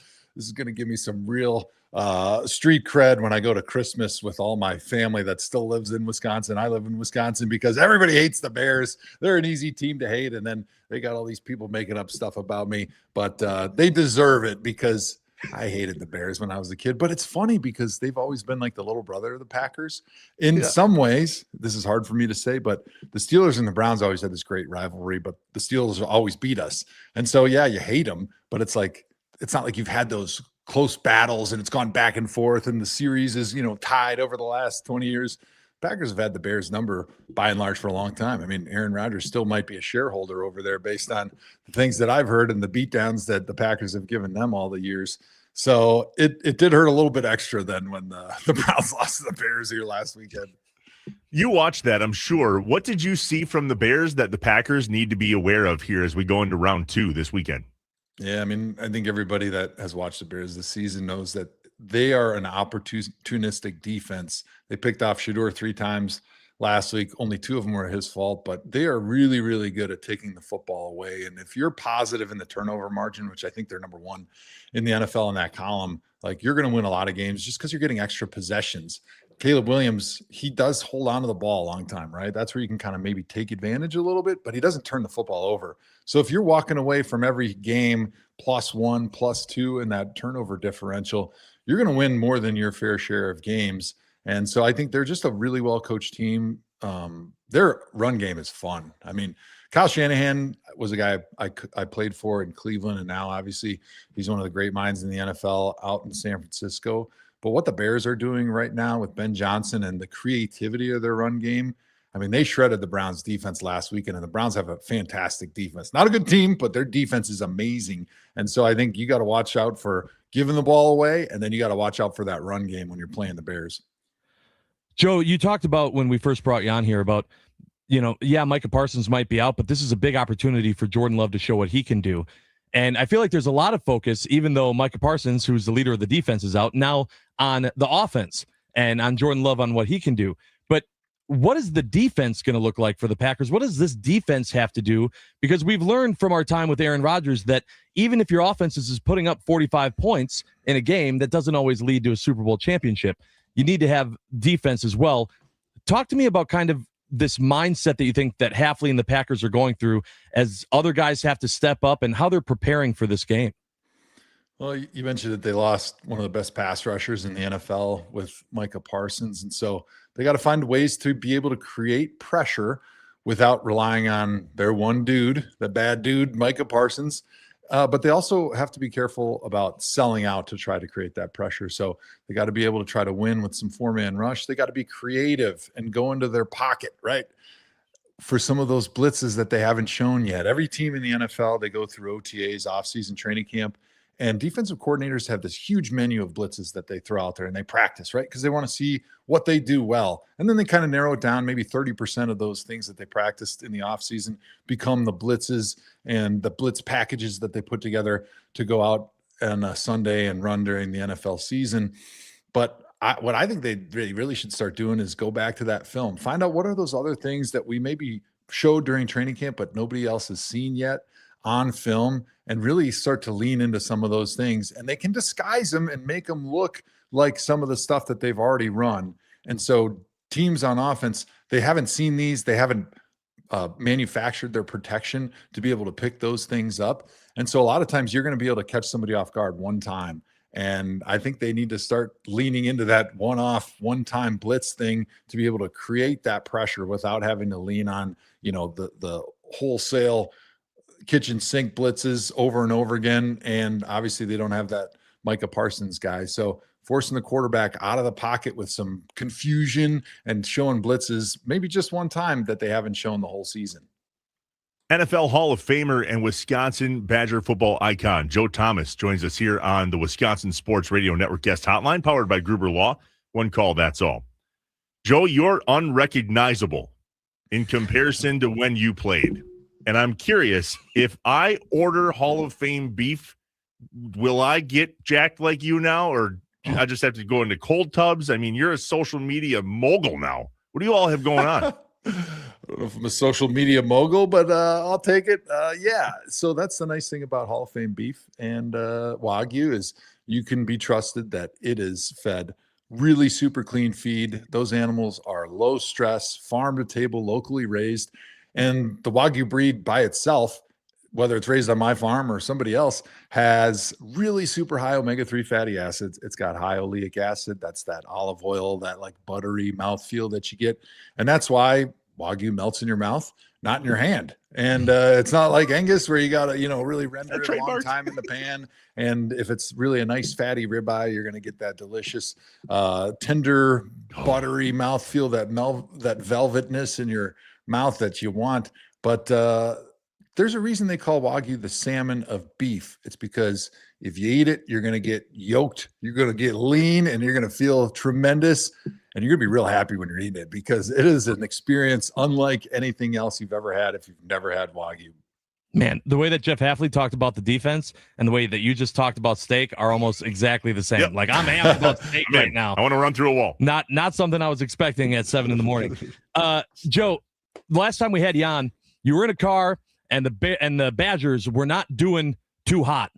And we were talking a lot about the Badgers and what's next. And is Luke Fickell going to be here? Well, now the season's done. And before the season ended, Chris McIntosh came out and he said, we're sticking with him and this plan, and Fickell's going to be here and we're going to give more money to the program. Then they went out, they lost the Axe game after they did have a few wins that they stormed the field. I just want to kind of have follow up with Joe. Where are your thoughts on this Badgers program now as they look forward to next season? Well, I'm still pretty optimistic. I think the way they finished the season, outside of what happened in Minnesota, I thought that they finished on a high note. It really seemed like Fickell was able to galvanize the team, the guys that were there. And it was pretty clear to me that the guys that are there believe in him. They want to play for him. And with giving him more resources and doing the things that Chris McIntosh said about, hey, making sure that they're competitive from an NIL standpoint to be able to attract those players, to be able to get guys in the transfer portal. I think that's exactly what they needed. And so I don't think that Luke Fickell forgot how to coach. I think he's still a great coach. He knows how to coach. He knows how to recruit. And if we give him those resources, it's clear that the players still believe in him and they can come up with a great game plan and a great philosophy and a culture that builds winning football in Wisconsin again. But the frustration that I think I have with college football as a whole is there's so much more behind that shroud, that curtain, and we don't really know what's going on like we do in the NFL, right? In the NFL, the players and the coaches are forced to talk to the media every day. The ownership has to come out and talk. And so we see that vision unfolding in front of our eyes. And in Wisconsin and college football as a whole, like they've said, yeah, we're going to put a lot more money into the program. We're going to support Luke financially to be able to go get those players. Like outside of signing day and, all the various people that study and talk about the recruiting and draft, the signings and the NIL transfer portal stuff, like we don't really get a lot of information about how that plan is unfolding. And so we saw the draft, I always say draft. It's not the NFL. It's the signing class in college. We saw those guys and it's like, okay, all right, well, what else are we going to do? Who are those guys? Are you going to pay? Like we lost a couple good players. Like who are we paying? Where's this money going? Like, where's this money coming from? Like, we don't have a lot of answers. So I think there's still a lot of things that remain to be found out here if you're a Badger fan, but I'm still really hopeful. And I definitely believe it was the right decision to say, hey, we're sticking with Luke. We're going to give him more resources. We're going to build that side up. And one of the other things that I mentioned was I think that Luke and the athletic department needs to focus and say, all right, top to bottom, what is our identity? What are we trying to lean into? And who are the people here that don't fit in that vision? And start to clean house a little bit with the guys that don't align with your vision and your approach and your philosophy. And they've started to do that. So I think they're making some of those moves that from what we can see on the outside, but there is some frustration still about like, hey, I want to see what this all means. Like, let's have those coaches talk every week. Let's have those players talk. Let's figure out a little bit more about how you're executing this plan. And that remains to be seen at this point. Joe Thomas on Inside Wisconsin Sports. One more, Joe, and then we'll let you run. You mentioned it. You grew up hating the Bears because you grew up here living in Wisconsin, which probably means you grew up wanting to play for the Packers.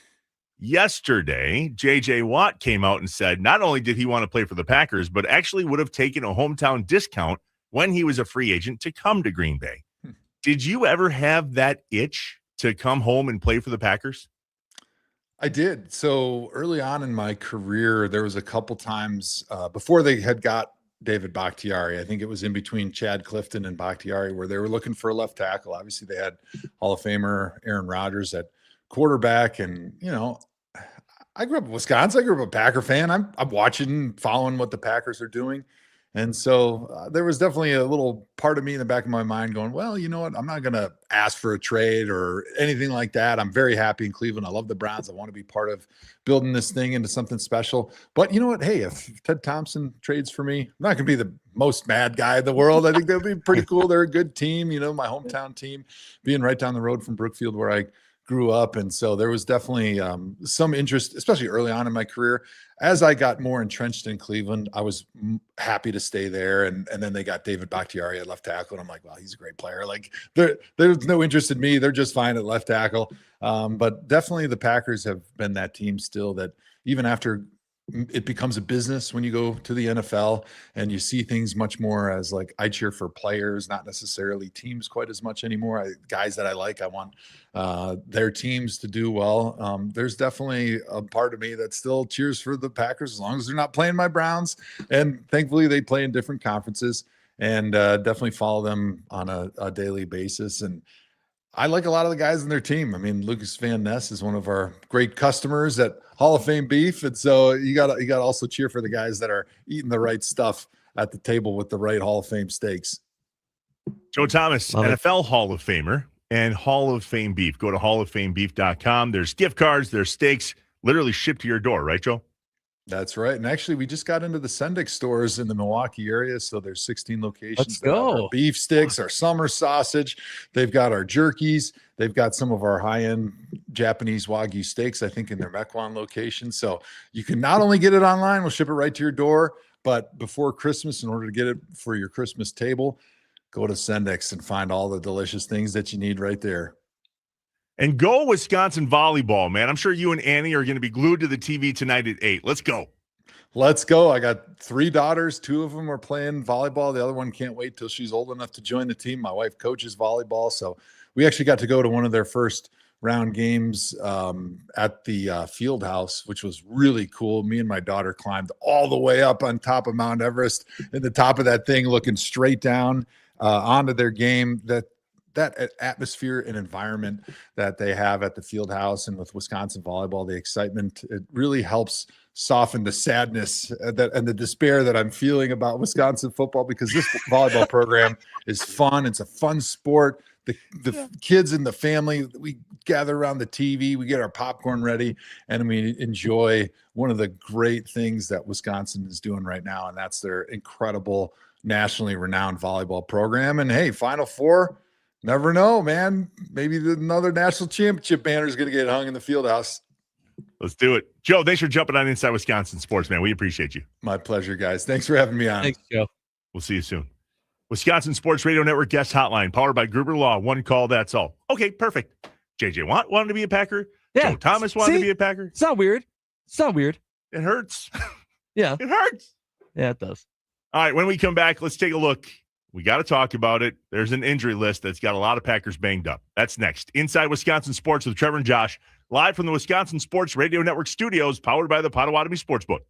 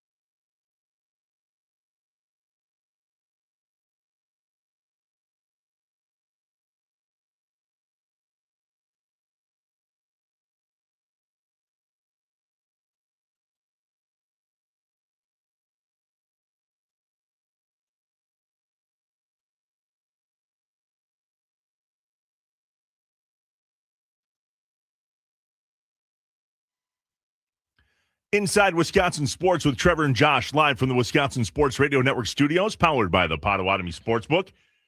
Jordan Love talked yesterday. Christian Watson, Evan Williams, a lot of injury news coming out of 1265. And yesterday, the Packers beat reporters asked Matt LaFleur specifically about the challenge when it comes to overcoming the injuries. This first response, the question is from our guy Lance Allen at CBS 58. Lance asked, Matt, what's the biggest challenge? How do you get through all these injuries? Well, I think it's just the quality of opponent that we're going against. I mean, saw him 2 weeks ago, saw what type of game it was, went right down to the end, obviously. And I felt like we were in control for the most part in the first half. And I mean, it can flip quickly in our league in regards to how fast the game can kind of go the other way. But what was so encouraging was our ability to respond, you know, when they tie the ball game up. Did you hear that? What did he say? I didn't hear anything about that. Nothing. No. He was asked about the injuries and what's the biggest challenge to get through those. And his response was the biggest challenge is the Bears. Right. Okay. That doesn't change your injury report, though. Correct. So Bill Huber from SI.com, Packers beat writer, long time on the beat, followed up and said, no, really, Matt, what's the challenge? I mean, I think it's the same for both teams. You know, you're just trying to find ways you're always trying to find ways to scheme people up, but ultimately we got to go out there and just make sure we do the routine things correctly over and over again, which is hard when you're playing good people. And they got really good coaches and really good personnel, and that is a challenge. Okay. All right. So Jeff Hafley just really goes right at it. The challenge is what it is. We're injured. We're banged up. We don't have Micah Parsons. And here's how we're going to get through it. Matt LaFleur was asked 2 times in a row, what's the challenge to get through all this? And both times he said the challenge was the Bears. How does that make you feel, Josh? Like he doesn't know how to answer the question. But why won't he is my question. That's not what I said. Not that he's refusing to answer the question, that he doesn't know how to answer the question. I think they're two separate things. I don't think that he knows what he wants to say, but is afraid to say it. I think that literally in regards to that question, he doesn't know how to. He doesn't know how to get the answer out like Jeff Hafley.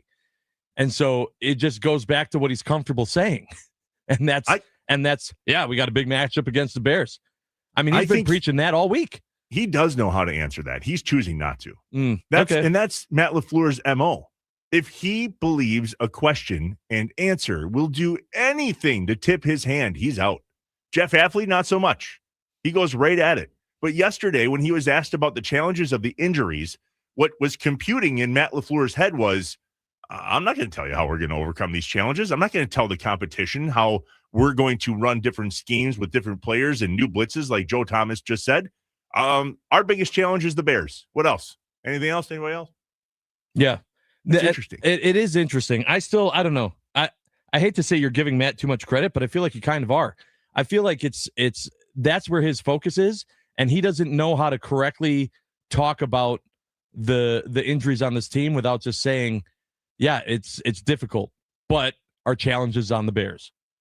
How he has answered these questions all year is a trend, and it's getting what I'm going to say dumber, but I don't mean he's dumb. I'm saying the questions and answers he's giving have been eternally dumbed down.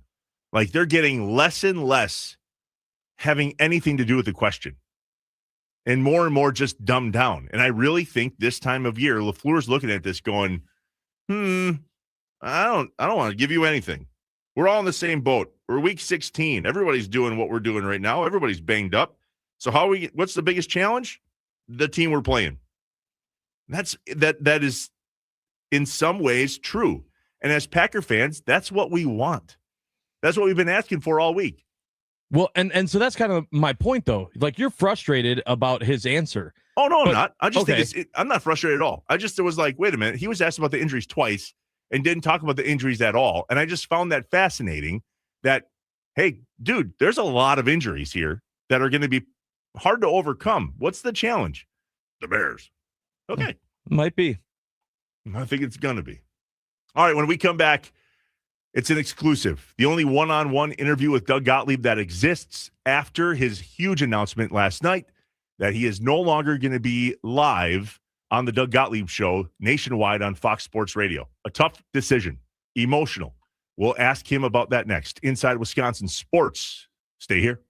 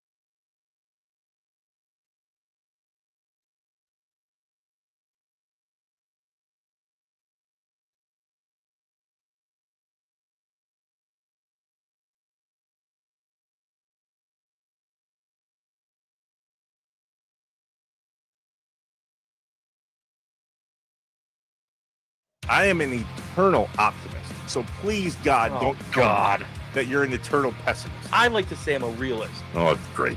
We're going to get along great. This is going to be great. This is Inside Wisconsin Sports with Trevor and Josh. Crowd is here, about to blow, waiting for me to start the show. Out the curtain, lights go up, I'm home. Whoa! It's really hard. It's going to be obviously a bit of a financial hit, and I'll work through it. I've been blessed beyond all measure.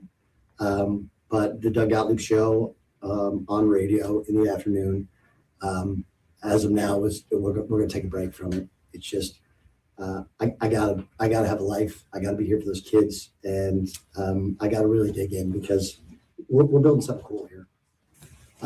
This is a special place. I want to be the coach that rises it from the ashes, and I'm fully dedicated to Green Bay basketball. I was always fully dedicated. It doesn't really change much, but that's what's going to happen. And I think Friday will be my last show, but we're trying to organize it so a lot of my friends call in and we get something for posterity.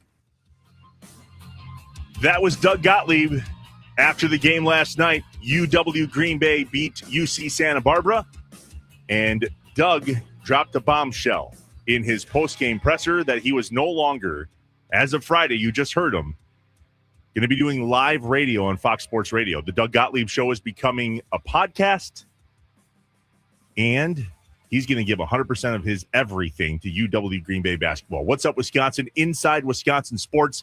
Trevor Thomas, Josh Albrecht. Hi. Live from the Wisconsin Sports Radio Network studios and powered by the Potawatomi Sportsbook. So we put it out last night. Doug was so kind to invite me into his office after the game and give Josh and I the first sit-down interview with Doug Gottlieb after he made the announcement. And we've been promoting as much as we could for the last 10 hours that we have this interview and we are going to play it for all of you. Surprise, he's joining us live. The Wisconsin Sports Radio Network guest hotline, powered by Gruber Law, one call, that's all. We threw the interview in the garbage. There he is, head coach Doug Gottlieb. DG, did you sleep last night? How are you? I think I got like 2.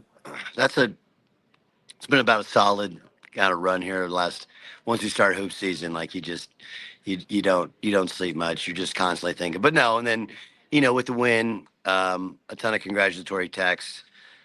There's some other parts to it I'll get to about last night's game that are just kind of fun and interesting. But no, I didn't sleep much. And Trevor, 2 things. One, I got to apologize. You texted me that you didn't need tickets for your family, so then I forgot to leave you the ticket. How did you get in? I walked in with Josh Moon. I forgot my media pass. I'm like, hey, bud. He's like, oh, come with me. So I'm sorry. Thanks. It's okay. Sorry. I can get in. I can get in. I know All right, you can. cool. Like I like giving you a ticket. It's like, do we really give Trevor? Yeah, a ticket? no, he's super Right? small. He can just sneak in behind He kids. does. He's like a church mouse and very quiet as well. Yeah, Like nobody no can idea hear he's him coming. there. He doesn't say hi to anybody. You can't hear him bellowing across the hall or anything. Correct. Stop making this about me. Anyway, and then the other part to it is I had to, timing wise, and I didn't want to say something before the game. I told everybody, the people who knew, I want to tell them after the game, but I just hope it doesn't take away from how well the kids played and the fact that they found a way to close up shop, and Preston Rudinger hitting those 2 huge free throws. Marcus Hall, big. It was an and 0 because he didn't make his damn free throw, right? But we just kind of figured out a way to win a game. And I thought, that's a gigantic win for us, for our program, for those young men. I didn't want to overshadow it and make it about me, but there's just kind of no other way to do it. And it's like, if I did a press conference, like, it doesn't make sense. It's, like, you're not going to come up to the crest, and I'm already out on the road recruiting anyway. So anyway, point is, that's my apologies. If people think it's about me, like, okay, I guess so. But that's the point is more, I want people to understand. Here's the reality to it, Trev, and I think you actually know this because you know me, is the flaw in the last year and a half has been that everyone knows I put everything into GB basketball, right? And we had we've had great shows. Okay. But I'm in an effort to be authentic. I have to avoid certain things, avoid those trappings of talking about a game that I didn't see or a conversation I'm not privy to. And I don't love that. Like, I like to be all about what I'm doing. And so with the podcast format, as you guys know, it's on demand both ways. It can be on demand for the consumer, but also on demand in terms of when you put out content, and the pace of the content. Yeah, I do like more long form stuff. But that last night, I know it. If you don't like me, you're gonna like me less because what I'm saying is true, but you don't buy that. But the reality is, I didn't want to make it about me, but I had no. I'm just kind of boxed in timing wise to get the message out. Doug, obviously, this isn't a decision that you make on a whim. This is something you'd been doing for a very, very long time, and then you take on coaching the UWGB men's basketball team. And a lot of people had asked, about you doing both. Can you tell us when you first kind of came to the decision of, you know what, like, I think it might be time to end the radio show? Honestly, it was during the spring and summer. I have my kids live in Oklahoma. My son goes to high school there. My daughters go to school there, and I get a great setup. I got great friends. It's easy. I fly in, I plug and play or whatever. But when you're constantly pulled in different directions, like I have a girlfriend that lives in Los Angeles. I have my kids in Oklahoma, and my job in life is in Green Bay, Wisconsin. And though everybody wants to come to Wisconsin in the summer, it's not the problem. Problem is, there are times you never want to resent doing what you do. We're lucky ones, okay? Like, to talk about sports for a living, like, are we kidding? What alternate universe is this? A very well compensated, at least the level that I've gotten to is very well compensated occupation. I mean, it's kind of a joke. Like, we're talking about sports, right? We're bitching about officiating and Micah Parsons injuries, and we're making more than school teachers. Like, what? Anyway, but the point is, I don't really want to resent it. I do love doing it, but the percentage of time in which I wanted to get into a tussle over the topics of the day weren't as great. But again, more than anything, it's just, look, man, I'm trying to be a better human being and a better leader of young men, and I'm trying to do what I think is best for our program and for my life personally. And I just think that I don't know if there was ever a time, but it was just kind of building. And then the last part was, Trevor and I talked about this last night. We went down to St. Thomas, and because of travel issues, we got stuck. We were in Atlanta one night, and then the next day we landed later and we had practice later. Point is that, we brought this whole setup and we were going to do all these interviews, and I didn't do one show from St. Thomas. And I just got to coach basketball, and it was 85 and sunny, and I was by the beach, and we won 2 games. But I just thought, like, it's probably getting close to time, and it doesn't mean it's forever. It doesn't mean that I can't, in the very near future, if I think the timing is right. But I don't want to get to the point where when, 5 years into coaching at GB, I go, had I stopped doing radio in year 2, we'd be further along in year 3 or year 4 or whatever. So that's it. Doug Gottlieb, head coach of UWGB men's basketball, joining us live in his first one-on-one interview prior and post, I should say, his huge announcement last night that he's leaving live radio. We got asked real quick, and you mentioned it in the presser.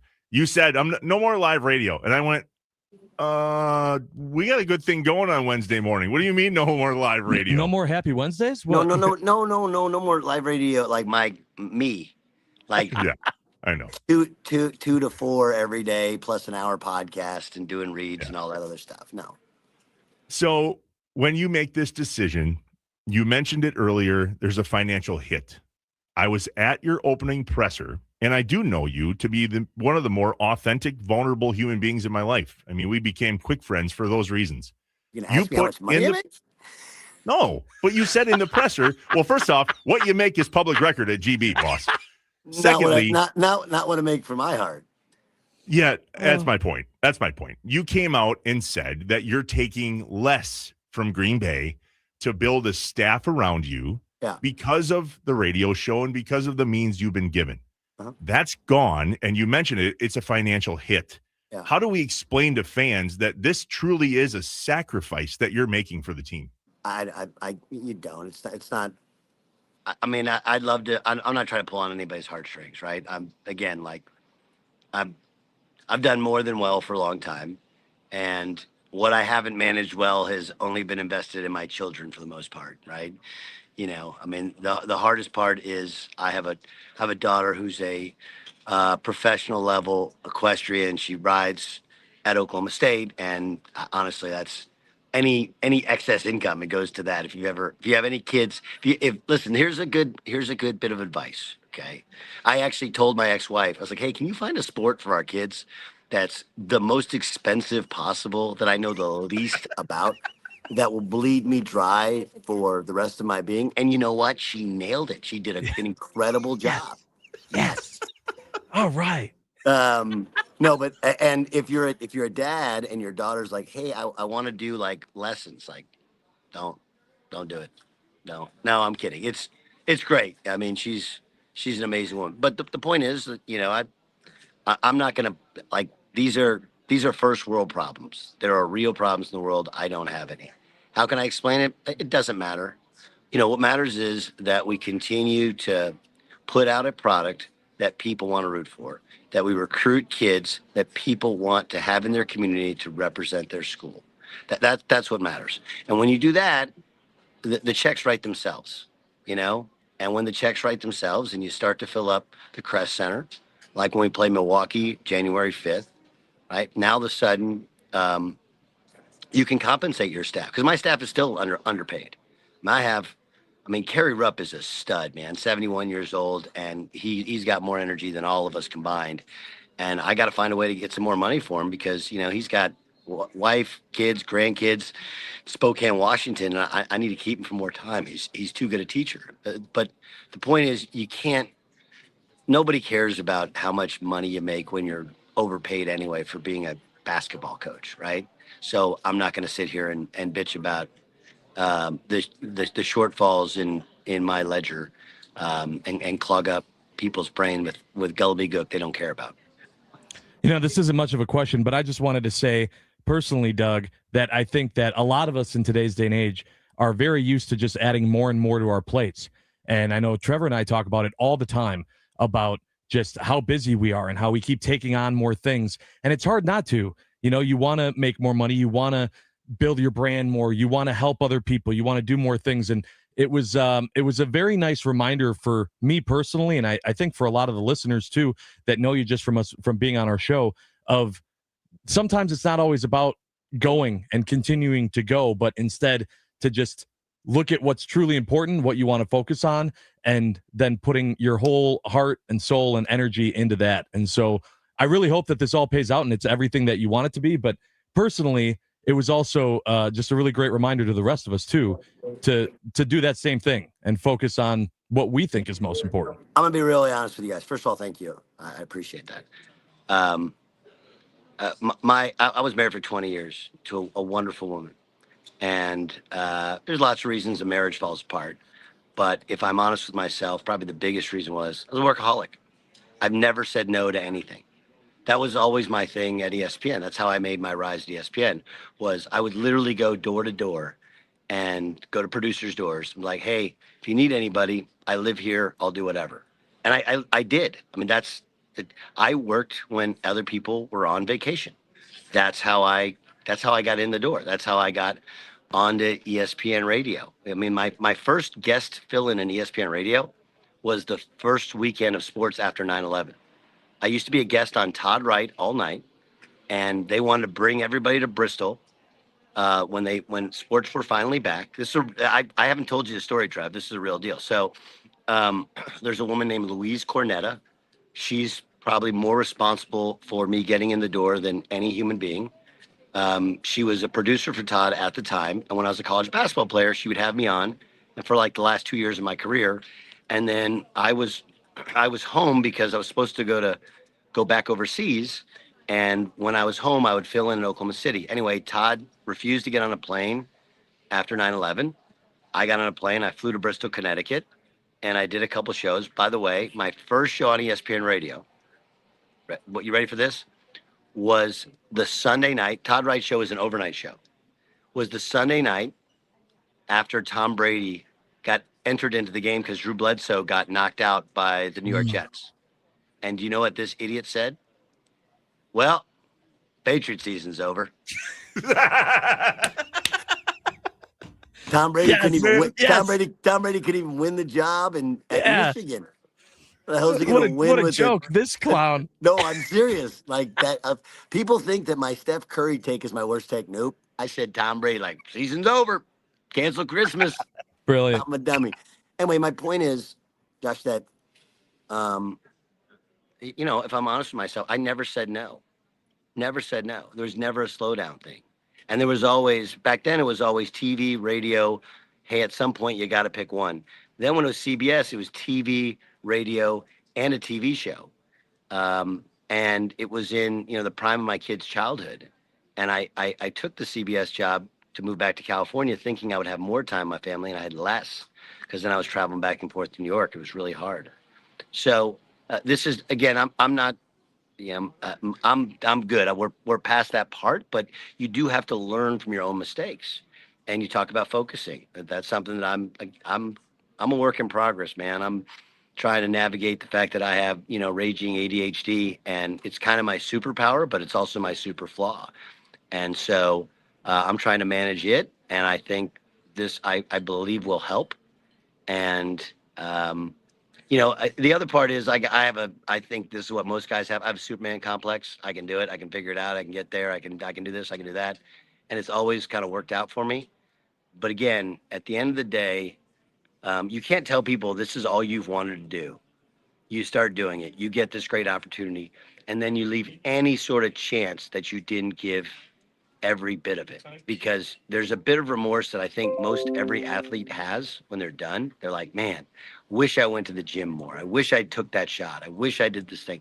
And I've lived with that my whole life. Like we played Oklahoma last game of the regular season at Gallagher Arena, last game in Old Gallagher. And I had hit 2 threes. I was a pathetic shooter in college, hit 2 threes, come down 3, wide open, and turn it down, pass to a great shooter in the corner who misses. But the point was, I had to live with that, live with the fact that I didn't get the most out of my basketball career I felt like I was capable of. And I won't be able to live with if I didn't get the most out of my coaching career when it's all said and done. Doug Gottlieb, the first one-on-one interview that he's doing with us here on Inside Wisconsin Sports post his announcement. DG, we got to bounce, but we have to ask you. I brought it up in the interview last night. Yeah. To those that said, we told you so. We knew it wasn't going to work. You couldn't do 2 jobs. You had a great response last night. The floor is yours. I thought I cursed on the response, didn't I? I mean, you ended it with a curse, but what you here. said was essentially what you said was, and your vulnerability is showing now too, but let them. I'm making a choice. Yeah, I mean, listen, if this is a win for you, great. I mean, we have a good basketball team. I was doing a radio show, I love the fact to be like, well, you lost the Robert Morse game. Like, okay, we won the UMass game, the Iona game, and just won last night in a close one. Like, that's sports. Our guys are learning how to win. Again, if you want to take a win from it, from I told you so, that's great. I'm still going to do a podcast. Those numbers will be big. I'm going to rebuild it with a bunch of my close friends who want to do it. But again, they're the same. They're like, I don't want to do it at 2:15 every afternoon. Like, I don't want to do that. So the point is, if you want to take a win from it, great. You can't convince people of something that they're convinced the opposite of. People have in their mind that things are impossible, whatever. If you think that's why we had a terrible season last year record-wise, great. Again, enjoy that. I can go through 15 other things, but I got to own the fact that we weren't very good record-wise. I thought we built a great culture. I thought our kids fought hard. I was very proud of the product we put out there, even at the end of the season. And we're much better this year. So I don't really care. I have a really sorry about this. I have a really amount of thick skin. And if you think I give a flip, like you're literally dealing with the wrong human being. Good catch. That's exactly how it ended last night. All right. Nailed it. Thank you, Doug. Hey, thank you, Appreciate buddy. You doing this live from the airport, you're doing us a favor. Just say that we wish you all the best is an understatement, and travel safe. We'll chat with you next Wednesday. Happy Thursday. Happy Thursday. Not quite as good. Hey, by the way, I'm one of the last card-carrying members of Sam Darnold Inc. Okay, I have one little tidbit that's going to make you laugh. I swear to you. Okay, you ready? I know you got to go. I know you're up against it. Sam Darnold's grandpa. Are you guys familiar with Sam Darnold's grandpa? No. Okay, he was, I believe, the first ever Marlboro man. He was, I think, an Olympian, water polo at USC. Do you want to know his name? Well, now I do. Dick Hammer. Can't make it up. Okay. Can't make it up. Can't make it up. Love it. Love it. Can't make it up. See you, buddy. Google during a break. I know you No, will. not at work. There's no lies. No lies told. I believe I'm not you. Googling Not that doing at that work. on The a work problem computer. Not on is my that computer. when Trevor Googles that word, something else might pop up because he's got. Get outta here. Yeah, that's exactly right. Love you. So glad we did this live. Go away. Love you. Bye. See you. Thanks, Doug. The Wisconsin Sports Radio Network guest hotline, powered by Gruber Law. One call, that's all. Best interview ever until the last 10 seconds. I think that made it even better. He's the best. All right, another interview when we come back. There's a huge game tonight. We'll apologize to him for being a little bit late. John Audius, the radio play-by-play man for Wisconsin volleyball. Big game, Final Four. He joins us next inside Wisconsin Sports. Stay here.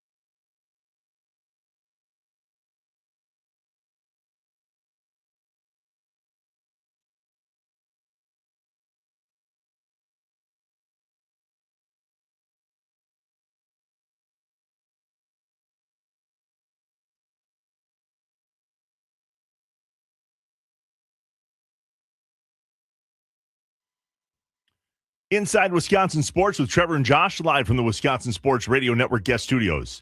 Powered by the Potawatomi Sportsbook on the guest hotline. Powered by Gruber Law, one call, that's all. John Audius, the play-by-play man for UW Volleyball.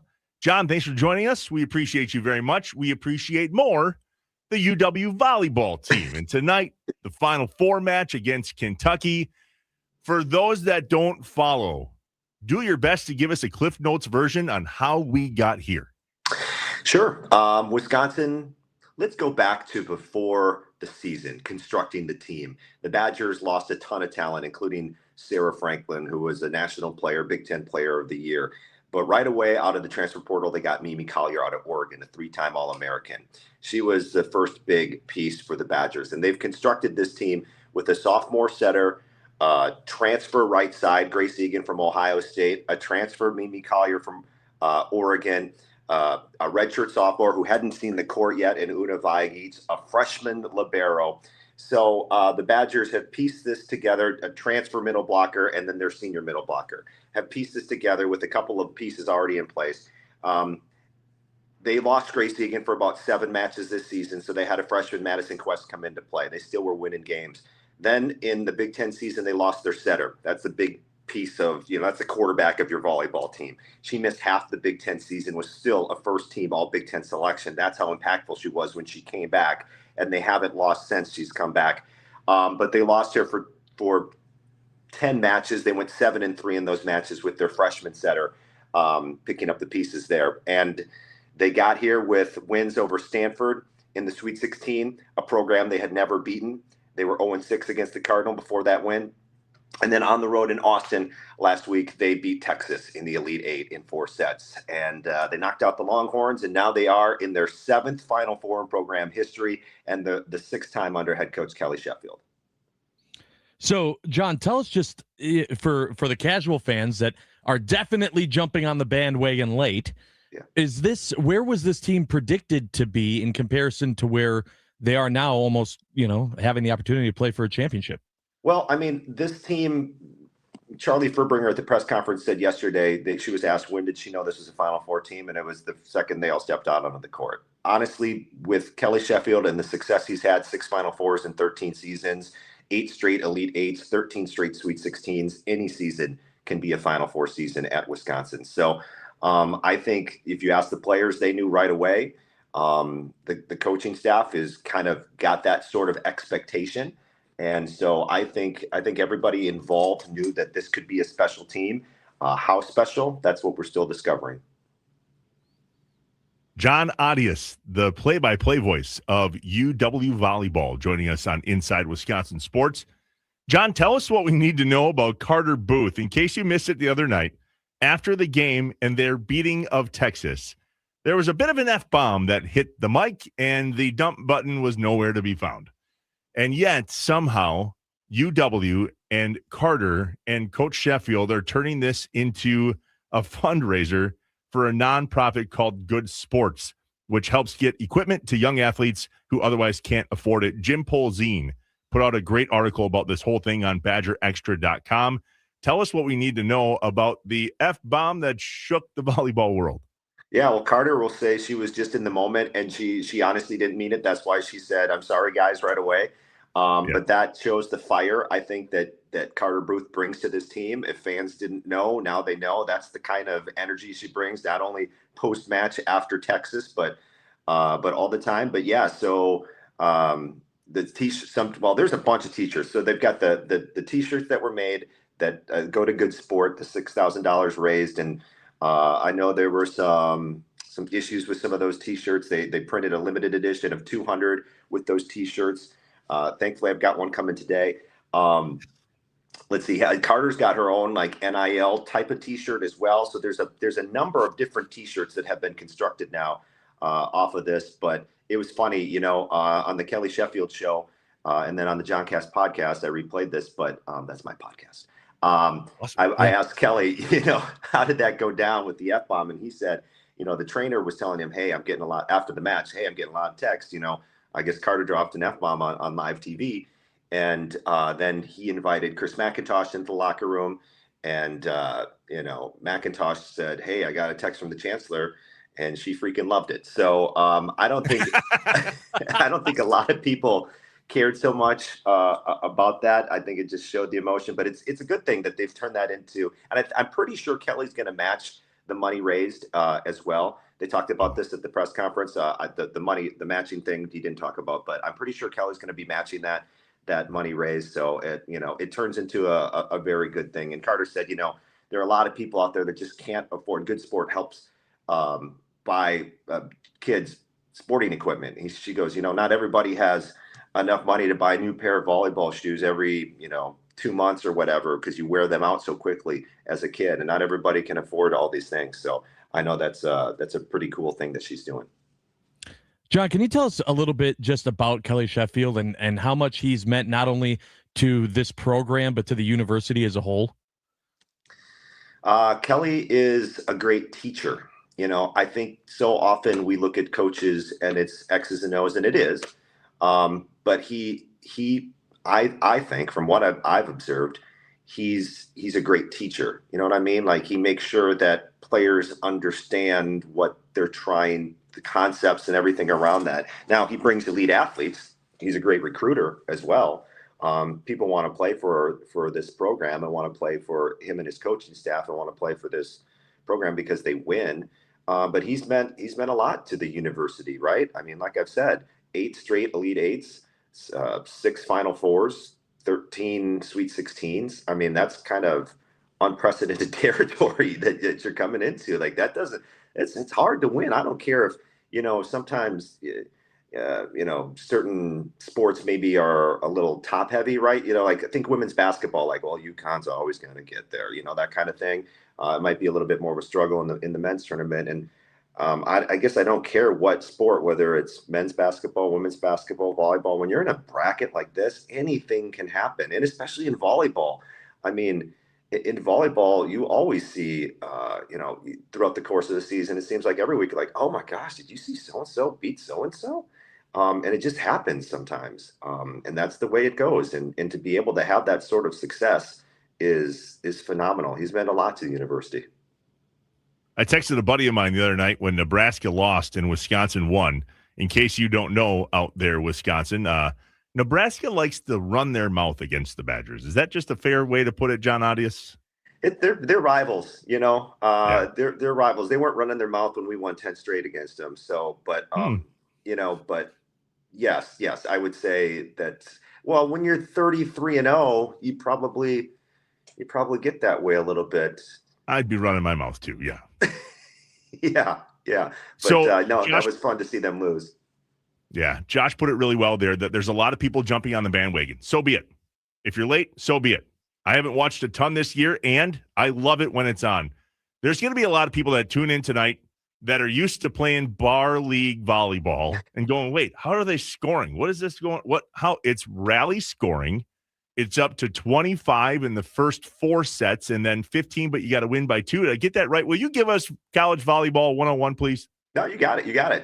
It's best of 5 sets. You got to win 3 sets. Got to win by 2 each single set. The first 4 sets are to 25 points. You play extra points, still winning by 2 if you are not up by 2 by the time you get to 25. And then that 5th set goes to 15. And once again, extra points until you win by 2.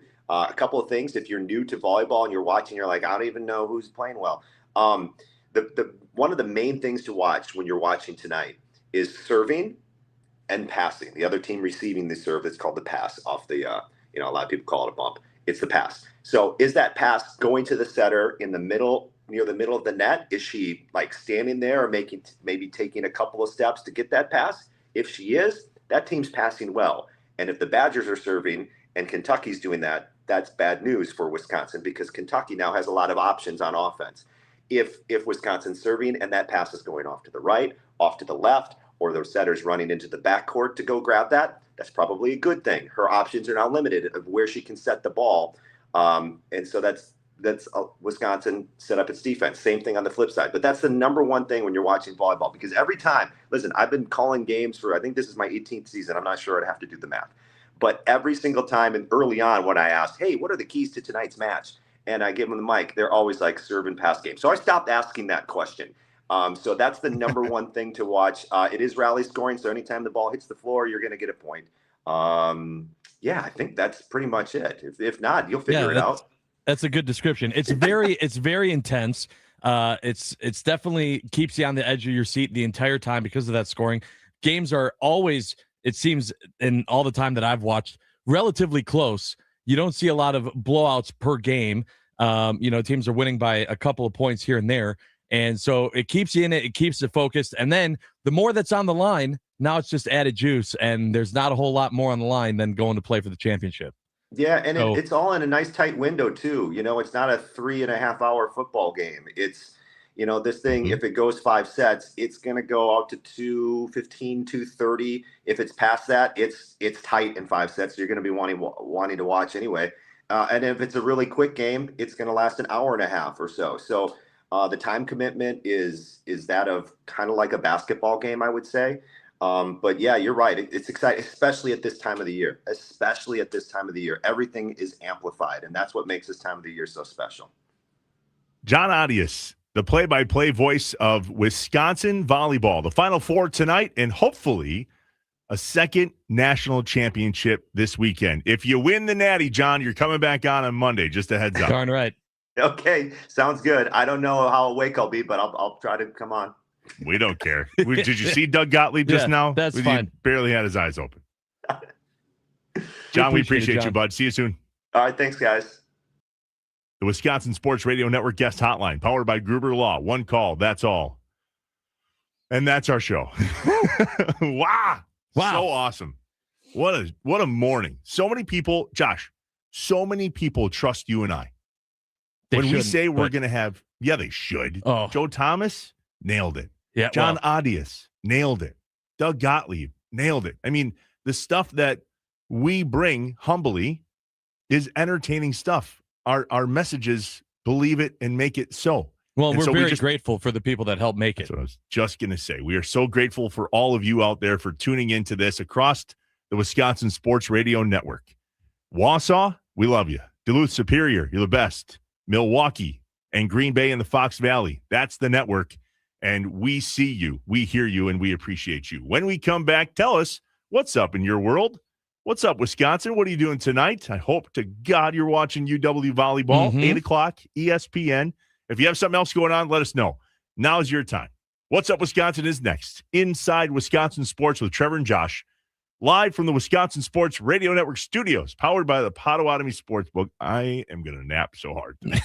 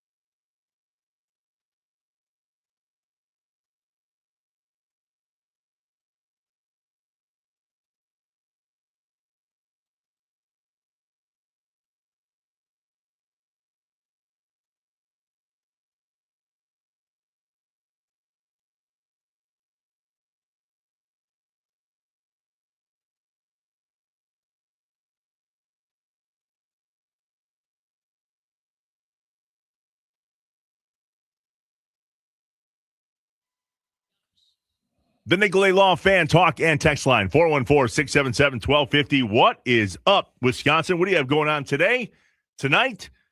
It better be volleyball. Josh, what are you up to? All right, so I got a lot of stuff. I'm hoping at some point I get to see my kids. I got, after all the stuff we do for the show, I've got the Joshing Around Milwaukee podcast that I do with Visit Milwaukee. Be taking care of that. And then I got a few other podcasts that I'm also doing tonight.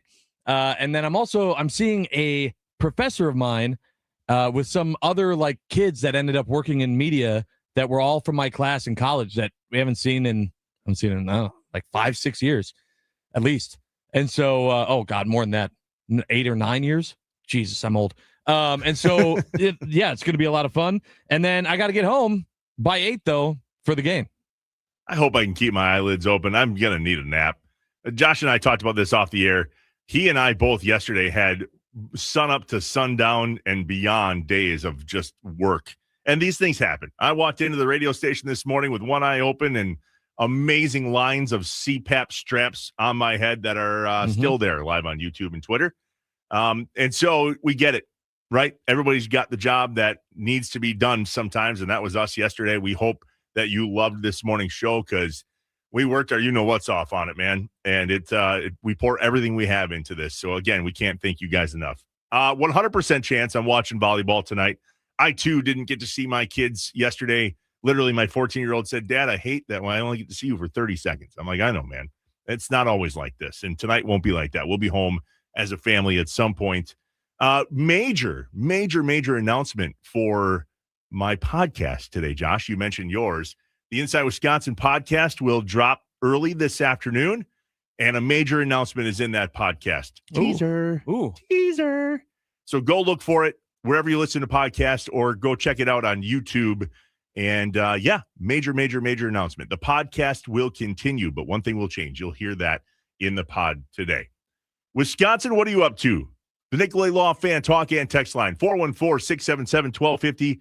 Josh, a lot of feedback coming in on our chat with Doug Gottlieb. Yeah, also, and someone in the 520 actually pointed out that big game between the Rams and the Seahawks is tonight as well. So we've been saying for weeks and weeks and weeks, for some reason, thinking that game was going to play a big role, possibly in the chance of the Packers getting that overall number 1 seed.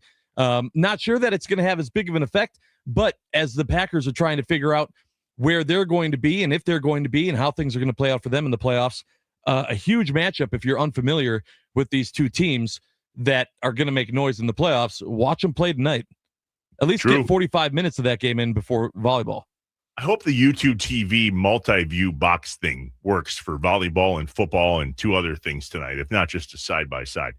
Many of you on the Nicolay Law Fan Talk and Text Line, 414-677-1250, are 2 jumping on the bandwagon that is UW Volleyball. Tonight, 8 o'clock, ESPN, the Final Four against Kentucky.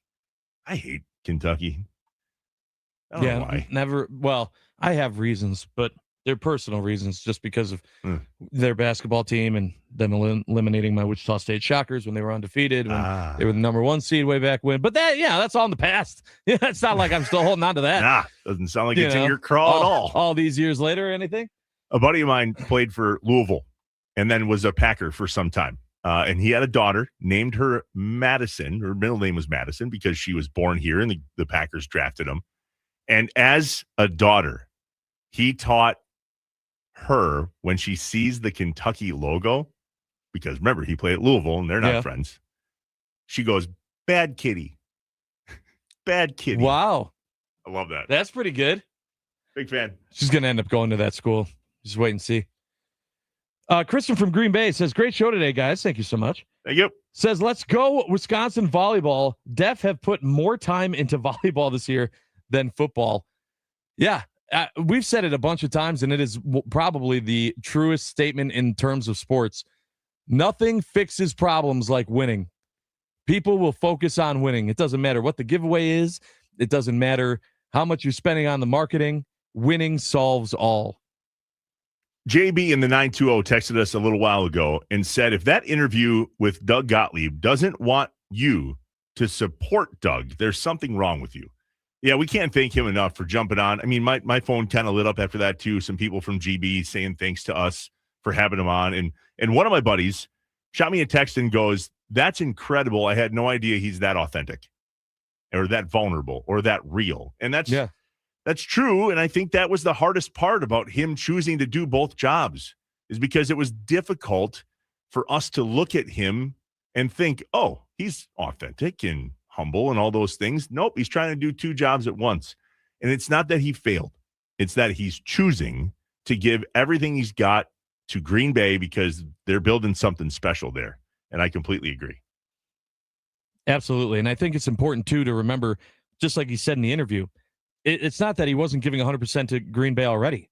He was talking about everything else that happened in his life. He's talking about during the summer and, his kids and these other things. That's what you think about, right? If he said he's a workaholic. And when you live that type of lifestyle, it can make things very difficult because life is about balance. You need to have balance. And he was missing a very important part of his life that would have still impacted both jobs. And so at some point, you got to make a decision. And he made a decision. We're 24 hours away. Brat Bowl 3 tomorrow morning, 9 a.m. at the iconic Brat Stop in Kenosha. Brought to you by Ziegler Subaru of Kenosha. For a great experience, visit ZieglerKenoshaSubaru.com. And by Siding Unlimited, visit SidingUnlimited.com for their honest price guarantee. All of us from 9 to 6, I believe, will be out there with our foes from 570. Nope, 670. I just tried to 570 because this 6-7 thing is just okay. Well, that's what it is, though. Yeah, I know. 670 The Score and Wisconsin Sports Radio Network in one room. What could go wrong? I'm going to try to trade Rami. I'm going to see what they'd give us for Rami. Yeah? Yeah. I'm going to try to negotiate a trade, I think. Compensatory pick. Yeah. Remember to bring your new or gently used coats to donate to Ziegler Subaru of Kenosha's annual coat drive. Tomorrow, here we go. Brat Bowl 3. Remember, fans, if you missed some of today's show, you can find it on the podcast platforms. Wherever you listen to pods, just search Inside Wisconsin Sports. Pick a segment, pick an hour, pick a show, and frankly, listen to today's show. It was a banger, if we do say so ourselves. We're Inside Wisconsin Sports with Trevor and Josh, live from the Wisconsin Sports Radio Network studios, powered by the Potawatomi Sportsbook. We will see you tomorrow. Because we're not done yet.